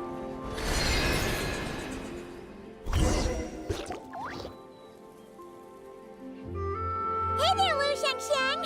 It really is you! Huh? Paimon, Traveler, and the White Horse Adeptus. Fancy seeing you here. The White Horse Adeptus has a name now. You can call her Zabai. And you are... Wait. I remember now, you're... Don't say anything about food poisoning or fish. You're the young lady who wanted to rise above the rest, are you not? Yes, that's me, but I'm in a bit of a state right now. At best, I can say I've fallen below them. Fallen below them? What happened? Like I said the last time we met, I'm being punished according to family rules. My father, mother, grandfather, grandmother, other grandfather, other grandmother. Oh, that's a lot of family members. Yeah, and on the night of Lantern Rite, they held a family meeting to discuss my situation. So, they do care about you. There's no doubt they care. But they think that since I caused all that trouble in Liyue Harbor, it shows I can't be trusted on my own. They decided to ground me. Ground you? Yeah, though they're not confining me to my room. Instead, I have to personally nurture a tea seedling until it grows big enough to be sold at market. Aw, a tiny little tea baby. Do they want you to experience what it's like to be a parent? It's supposed to cultivate my character and temperament. They say this will help me calm down and reflect on my issues. What happened in Liyue Harbor really wasn't your fault. Oh well, at least this punishment doesn't sound too harsh. So, how long will it take for the little tea baby to grow? Actually, I don't know. I've never grown a tea tree before. It usually takes 2 or 3 years. 2 or 3 years? Yes, the tea in this garden requires 2 or 3 years to mature. That long? Zabai, you're not making this up, are you? How do you know so much about growing tea? When the plants thrive and grow, that is the meaning of my name. I can tell at a glance when their season of ripening will come. Do I really have to waste 2 or 3 years here? Why is this happening to me? I'd only just found my direction in life.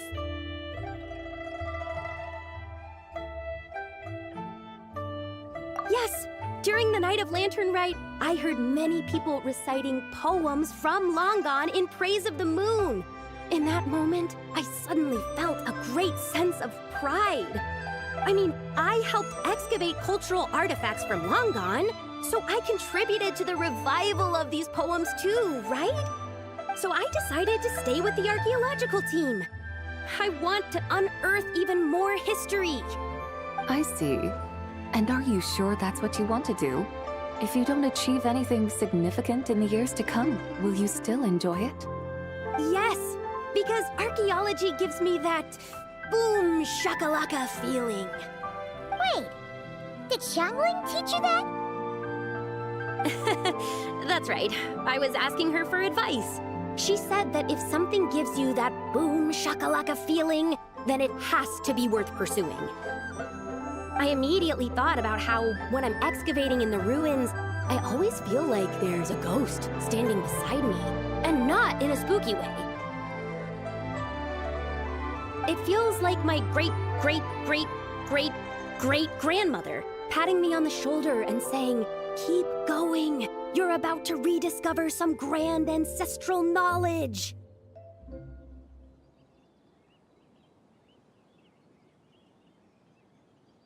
Right? It feels like I've made some kind of connection with my ancestors.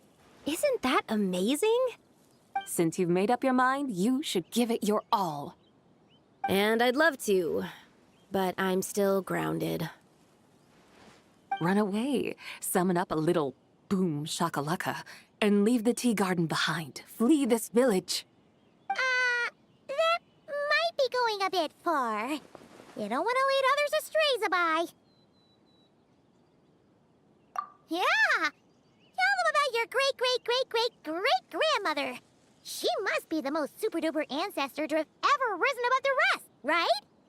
I'd be better off telling them about the White Horse Adeptus. After all, she's the supreme riser above the rest who saved my great-great-great-great-great-grandmother. Then it's settled. Tell your family that your decision has my blessing. Thank you, Tsubai, but I don't think cosplay is going to work on them. They won't listen. They don't need to listen. You need only follow the rules they've set out for you. What do you mean? As I'm sure you know, some ancient texts refer to the White Horse Adeptus as the Daughter of Time. My family history contains such records, but what of it?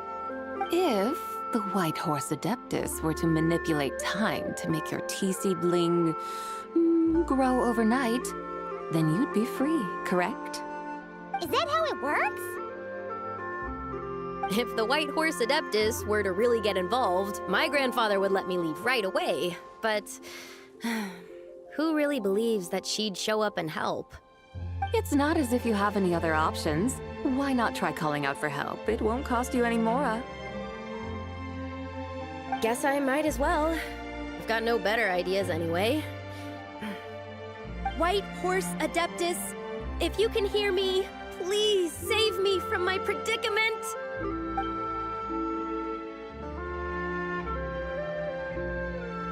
Ugh. Nothing happened, as expected. Perhaps the White Horse Adeptus has already heard your prayer. Why not come back here tomorrow and take a look? By then, the seedling you planted may well have grown into a thriving tea tree. Thank you, Tsubai, for trying to comfort me. I do feel better now, kinda. But can't you really do something like that?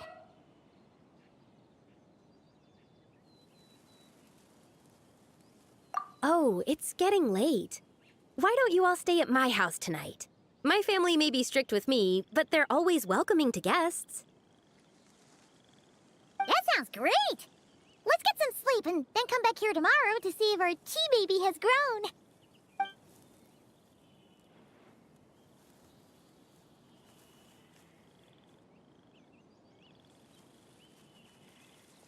Oh, Whoa! Your tea baby is all grown up! Indeed, it has grown into a mature tea tree that can stand tall in the face of wind and rain. How is this possible? It must be the work of the White Horse Adeptus. Her prayer must have moved her. Are you sure? Perhaps she heard your prayer and chose to answer the call. She once saved my great-great-great-great... That's incredible! Your family must be... I guess so. I need to tell everyone the news right away. They'd better. Go, and Thank you so... Paimon really thought you were going to use Adeptal energy to make the tea baby grow, Zabai. When an Adeptus exerts effort, consuming their energy...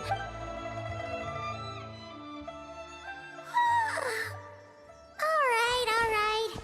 We're here to help Lu Xiangxiang fulfill her... Can you really make the tea baby grow? It won't be easy, but there are ways.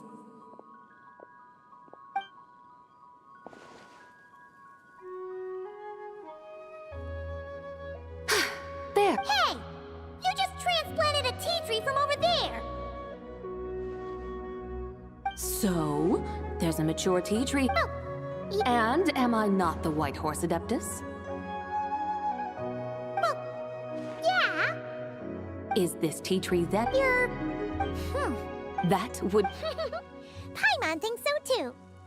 Hey, Traveler! Oh! Paimon bets that's why Zhangli chose to send her. That's a great idea! We've already shown... Qingce. That name sounds... The scenery there is really beautiful.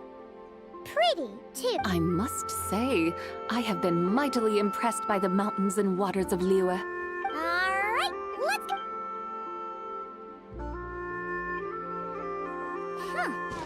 Paimon can't help feeling like we've forgotten something. Pay it no mind. I've already forgotten more than you will ever know. Alright. If we forgot something, it can't have been that in Putih Village. Here we come.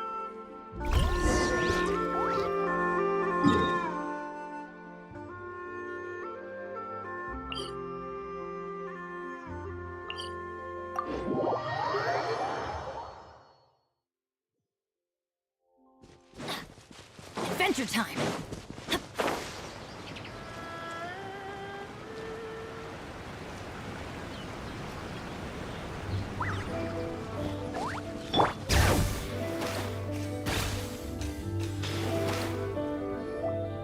We should plant cucumbers.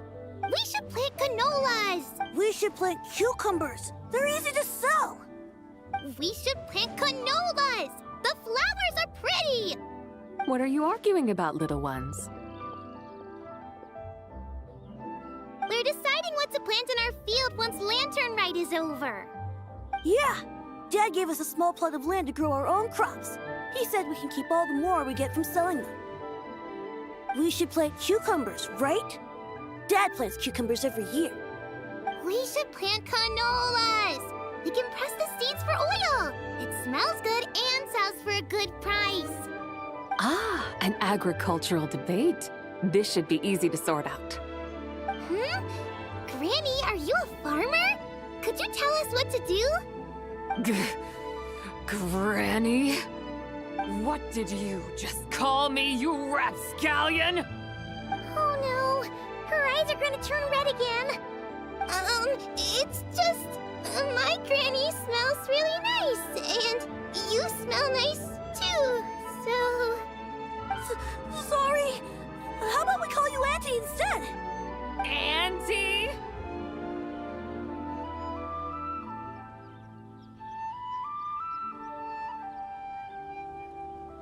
Oh, all right. Big Sis Zabai, can you help us decide whether we should grow cucumbers or canolas in our field? You little rascals! Using priceless land like this just for cucumbers and canolas? What a waste of heaven's gifts! Huh? What should we plant instead? With the coming of spring, when all things awaken, the fields should be sown with the 5 grains. What are those? The 5 grains are life's staples, the heart of the people's table. I notice the people here mostly eat rice, so that is where you should begin. Based on the local climate and soil, seedlings planted in mid to late spring should produce mature grain within 2 or 3 months. When autumn comes, you can plant a second crop, with time still to harvest it before the first frost. The rice you harvest can be sold at market or kept in your stores. It's a far better choice than cucumbers or canolas. Oh, but Big Sister Zabai, I like canolas. That's no issue. It is unsuitable for continuous cropping in any case. You can rotate it with rice to maximize your yields. After the second rice harvest, around wintertime will be the perfect opportunity to sow their seeds. And when they mature in mid to late spring, you shall be just in time to sow the first rice crop of the year in turn. This way, your field will sustain balance, rice and canola in a harmonious cycle. Wow! That means we'll have crops to harvest all year round! Wait a minute! If rice and canola take up the whole year, what about my cucumbers? A firefly dares rival the brilliance of the moon? In what twisted universe should cucumbers vie for land with rice? Big Sis Tsubai! You're going to hurt Lil Bee's feelings! Auntie hates cucumbers!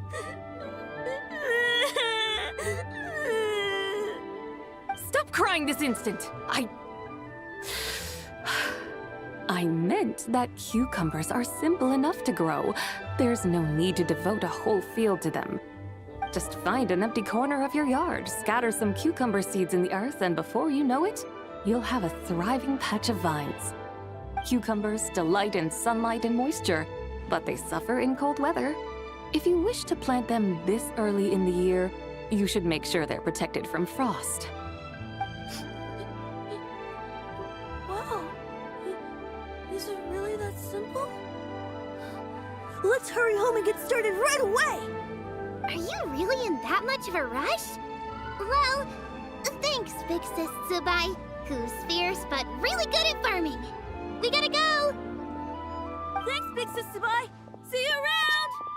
Paimon never imagined you'd know so much about farming. What's so strange about that?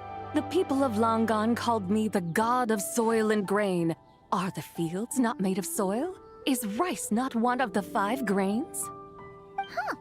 That's true. So, if the god of soil and grain is a farming god, that means the White Horse Adeptus must be a farming adeptus, right?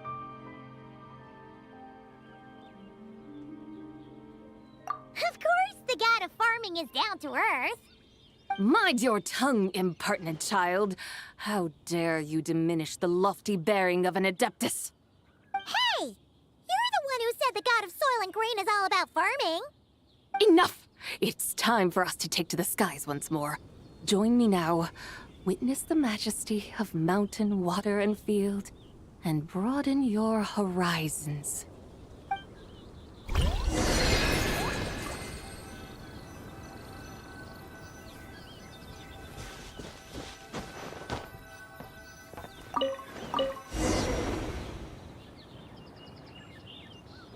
Wow! The terraces look so pretty from up here. The mountains tower like pagodas, the hills coiling at their feet like shells. Layers built upon layers, rising and falling in harmony. A truly unique and mesmerizing sight. Thinking about it, you have a special connection to this place, you know. A special connection? Yeah! There's a local legend about a white horse leaping from a pure spring to follow Rex Lapis into battle. Don't you remember? You must have been living in seclusion around here. That does sound somewhat familiar. Oh, and if we keep going up this way, we'll reach a super-duper spooky spot. You might have a connection to that place, too. There's an ancient array that seals away the remains of a fallen god. A god's remains? Yeah! The people Liu had turned that story into an opera called The Sanctification of Tao Do. Does that ring any bells? Tao Do. The 7 and 8 gates array. That's right, that's right! You do remember! Buna, the god of the underworld, who could pacify the forces of life and death. Huh? So, Tao Do had another name? Let's go take a look.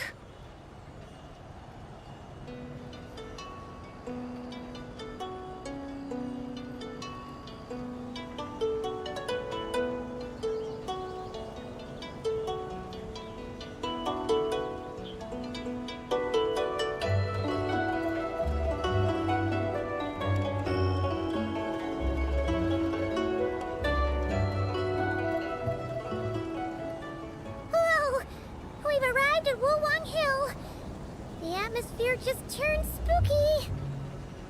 I can't help but feel there's something strange about this friend you haven't seen in ages. Huh? Paimon thought she heard someone's voice. Let's head down and check it out.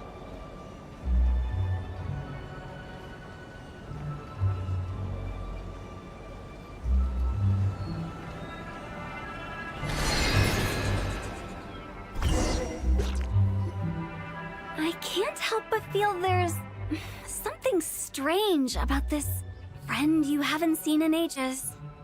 Strange? Whatever do you mean? Her strangeness defies description. This Miss Zabai is a full-blown enigma, don't you think? I'm afraid I have no idea what you're talking about. Aren't you worried about sending her all the way to Yilong Wharf on her own to buy tea? What if she gets lost? Where there are people, there are paths. Now I'm the one with no clue what you're saying. She can ask for directions. And then what? She will meet strangers in unfamiliar lands, build friendships, part ways. Hers will be a long journey indeed. The further the journey, the more footprints one leaves behind. The deeper those footprints, the harder it is for time to erase them. Ah, so you want her to make new friends? I see. But from what you say, it sounds as though she's not from Li... I believe she was not. You're sounding stranger by the second. Huh. Oh, over there! Hotel! Zhongli! Traveler? Paimon? Sounds like fate. We were taking Zabai to buy some tea from Yilong Wharf. Zhongli sent her there, though she didn't even know the way, and... Oh, Paimon knew we were forgetting something. What's done is done. Exactly. Paimon feels a lot... Still... We're taking Zabai. Wow. That... Yeah. Actually, Paimon thinks it's about time we headed back. I'm here to pay my respects to my ancestors. My dear consultant kindly agreed to join me. It is Lantern Red. Ancestors? Are you heir to the Wuwang kid? Or perhaps the lone butterfly of the Crimson... Whoa! Have you got all your memories? Huh? Miss Zabai, you know about the Wangsheng... I happened to hear a storyteller expound on the sanctification of Lots of people know that story, sure, but... very few can discern my family lineage. Well, Zhongli, unfortunately, there's no time to dally right now. We have a hill to climb. Perhaps once today is done, we can find... That would be wonderful, Director Hu. Oh, and before we go, you've been traipsing around all day. I suggest you stop off at the Wangshu Inn on your way back for a good night's rest. Don't mention it. All right, we'll take our leave now. Hotel's so thoughtful. Why don't we follow her advice instead? Zabai, you can see the whole of Dihua Marsh from up there. The view's amazing. Wangshu. An intriguing name. It couldn't hurt. Awesome! Let's go!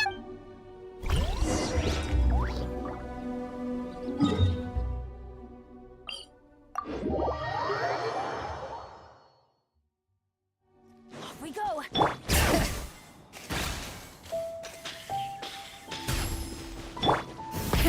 Rev the engines!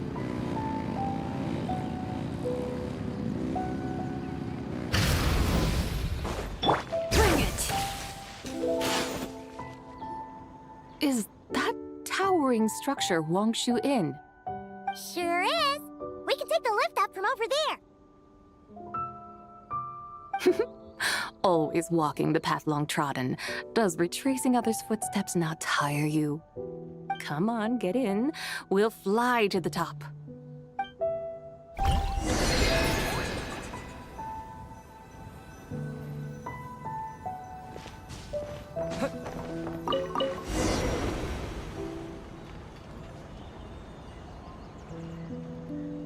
Are we really going to fly up to Wangshu Inn? Isn't that a bit showy? All the guests are going to see us. Is that a bad thing? To be able to witness an Adeptus, this will surely add to the inn's appeal, not to mention the room prices. The owner will thank us. You seem to really like showing off your powers. This inn's architecture is incredible, and the surrounding countryside radiates a picturesque charm. No wonder the new proprietor of the Baiju guest house thinks he can't compete and has decided to change his own establishment's name. The new proprietor? Ah, you mean Lu Shengsheng's dad. So you know about that, too. Personally, Paimon thinks it should go with something like Rex's Rest. That's a contender's name if Paimon's ever heard one. A fitting name indeed. So you think the guest house should change its name, too? Paimon kinda thought you'd say something like, such sacrosanct traditions must never change.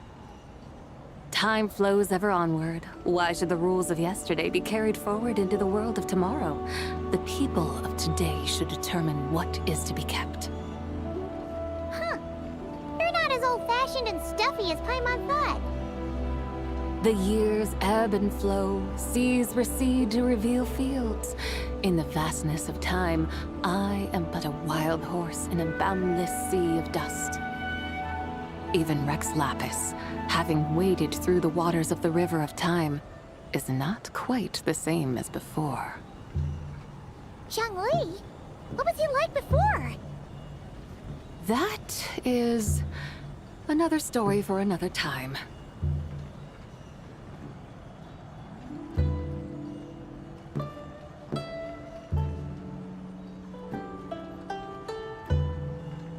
We have arrived.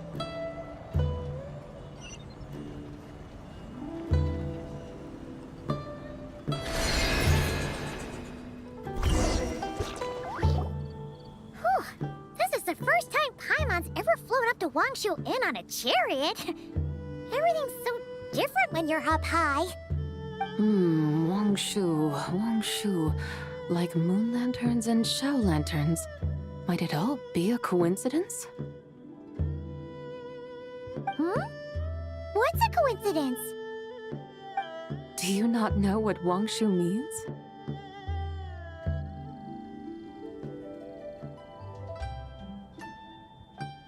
Wangshu can refer to the moon, but its original meaning is actually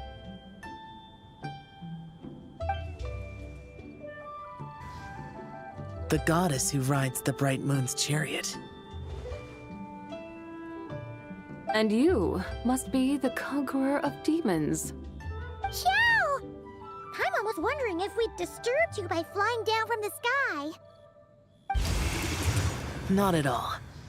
I sensed an unusual presence long before you arrived, though I didn't expect it to be you in a flying chariot. Ah, a witness at last. I was starting to think we should fly a bit lower.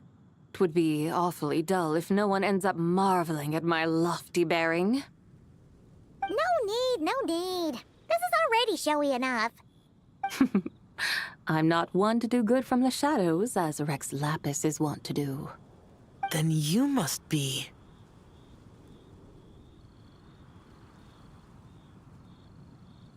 Oh, nay, I'm only cosplaying as the White Horse Adeptus, in truth. Cosplaying? What's that? Ugh, ignore her nonsense. She's a genuine article. The one and only, completely authentic White Horse Adeptus. It's just... Xiao, did Zhongli say anything about her being a teensy bit... not quite right? Mental instability, perhaps? Did Zhongli tell you that? No, this is my own speculation. Well, you pretty much hit the nail on the head. It's like her brain's filled with a bunch of slimes right now. All gloopy and messy. There's a hot-tempered pyro slime, a math-obsessed hydro slime, and a mischievous little animo slime. But don't tell her Paimon said that, or she'll come and tell us all off. You white-haired rascal! Do you think I can't hear you? Uh-oh! We're in for it now! White Horse Adeptus, you must be weary from your journey. Why not take a rest? Oh, yes, yes, yes! You must be hungry, right, Sabai? How about we get some food? The chef here is incredible!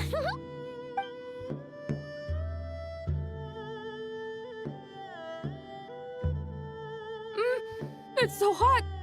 Are you okay? Do you want Paimon to get you some... Don't worry about me. I just need to pace myself.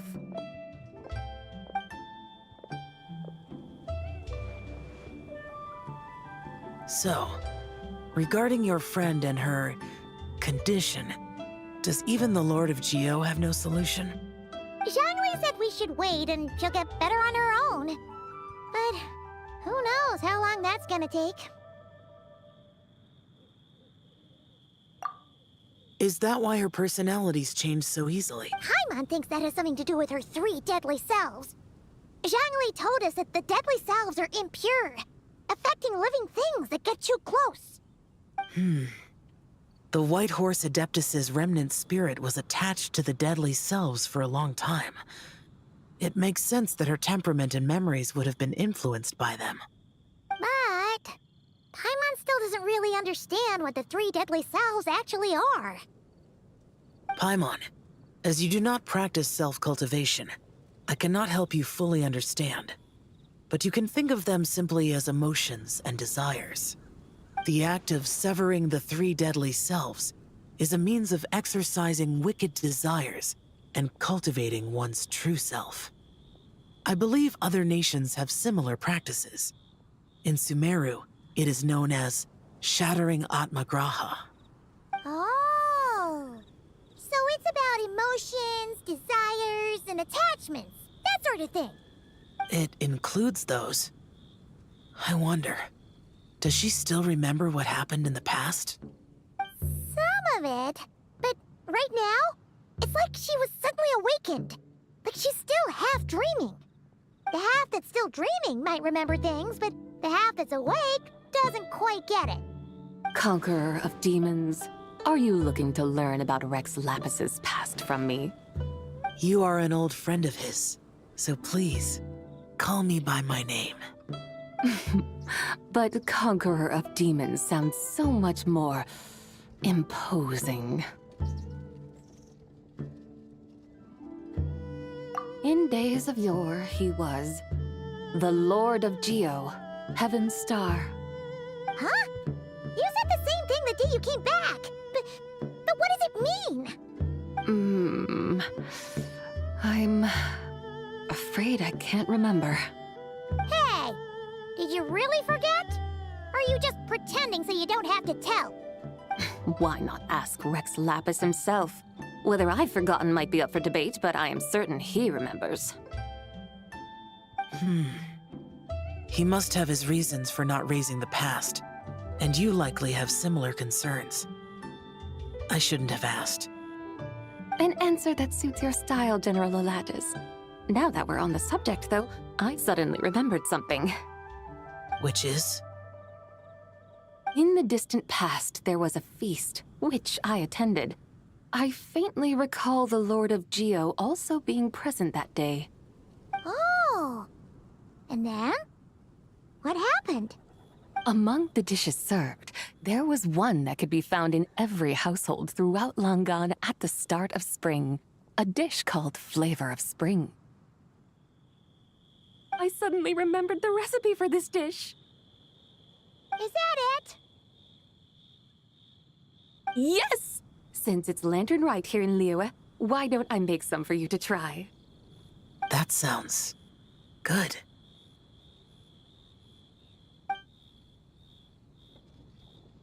Wow! It might not have been the story Paimon was hoping for, but this looks delicious! The spring breeze stirs. Now is the perfect time to savor this dish. My dutiful guides have gone to great trouble to show me around Liyue. And even the Conqueror of Demons has graced us with his presence. I feel deeply honored. This Flavor of Spring is my way of expressing my gratitude. There's no need for such grand words. What's this? Hey! It's that broken jade token from the antiques exhibition! Indeed. This was once an Adeptal treasure of mine. I'm amazed it ended up in your hands. Alas, it serves little purpose now in its fractured state. Please, keep it as a memento. Oh, that's a shame. Can't we fix it? This is the way of the world. Once jade is broken, it can never be made whole. Then, what about forging a new one? That is a good point. That it has ended up in your hands must be a message from fate. I could try to craft it into a little trinket for you. One that might prove useful on your journey. Ooh, what sort of trinket? It's just a passing thought, one that will require the right opportunity. I'll think about it more when the time comes. Now that we've had our fill, we should get some rest. Tomorrow we return to Liyue Harbor, where I'll have need of your guidance once more.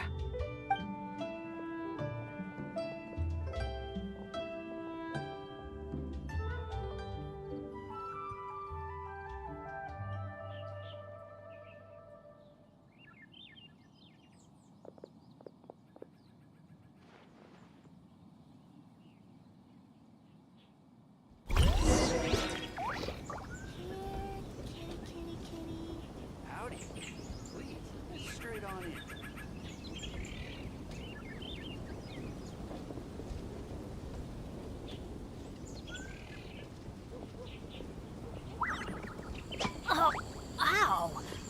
Where did that come from?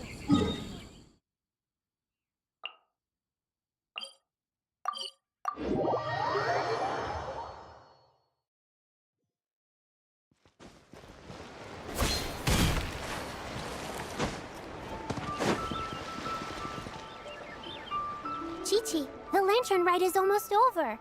Do you remember how to make a Shao lantern? Morning, split bamboo, traveler. And get silk, make Paimon. You've got it all mixed up again. They're here again. Yow Yow! Looking good in that new outfit, huh? Hey, it's Paimon! Dr. Baiju gave this to me as a gift. Thank you. Wow! What happened for Baiju to suddenly give you a brand new outfit, Yao Yao? Dr. Baiju is thanking Yao Yao for teaching me to make Shao lanterns. Chi-Chi and I were just playing together. Dr. Baiju's too kind. Oh, yeah, take a look at this. Dr. Baiju gave me these clothes, but it was Chi-Chi who wove this little basket. Wow, it's beautiful. When did you become so good with your hands, Chi-Chi? I learned to make Shao lanterns, thanks to Yao Yao. I also made a wish. What do I always say? The White Horse Adeptus answers prayers. Come, help this old man make an offering in thanks. Huh? Mr. Liu? What did you pray for? For my idiot son to finally come to his senses and not change Baiju Guest House's name, which he has. Huh? He's keeping the old name? Listen to this. My granddaughter planted a tea seedling in our village just a few days ago. She made a prayer to the White Horse Adeptus to help it grow. Overnight, her seedling flourished into a mature tea tree. Oh, that sure does sound like a miracle. Could the White Horse Adeptus really have helped it grow? Of course she did. Oh, White Horse Adeptus, how blessed is our family over whom you keep watch. Truly, this is an extraordinary miracle. You must record it in your family history without delay. Of course. Huh? Is that you, Miss Zebai? Indeed. I have a long-term booking at your guest house. Yes, I recall. Mr. Zhongli said to charge your expenses to the Wangsheng funeral parlor, if I remember correctly. That Zhongli. Always making trouble for poor Hu Tao. I noticed when you were here last that you bear a striking resemblance to the pictures of the White Horse Adeptus in my family history. You both have golden eyes. Perhaps fate has had a hand in our meeting. And a glad meeting it is, Miss Zabai. Now why don't I gift you some tea from my garden to celebrate this encounter? We grow Sunglaw tea there, and it has quite the reputation throughout Yilong Wharf. I hope you will accept it. Oh! Sunglaw, buy 10 boxes, get half off teas. Back on the menu. Buy 10 boxes, get half off? Don't be silly. This is a gift. It's free. Woohoo! Nice! Thank you so much, Boss Lou. There's no need to thank me. You're a visitor from out of town, which makes you an honored guest. Make yourself at home. Lantern Rite may have ended, but the streets are still bustling with activity. Make sure to take everything in, meet some new friends, and enjoy your time here. And that goes for you kids as well. Happy Lantern Rite. Got it, Mr. Lou. Happy... Lantern Rite. Yeah! Happy Lantern Rite, everyone! Happy Lantern Rite indeed.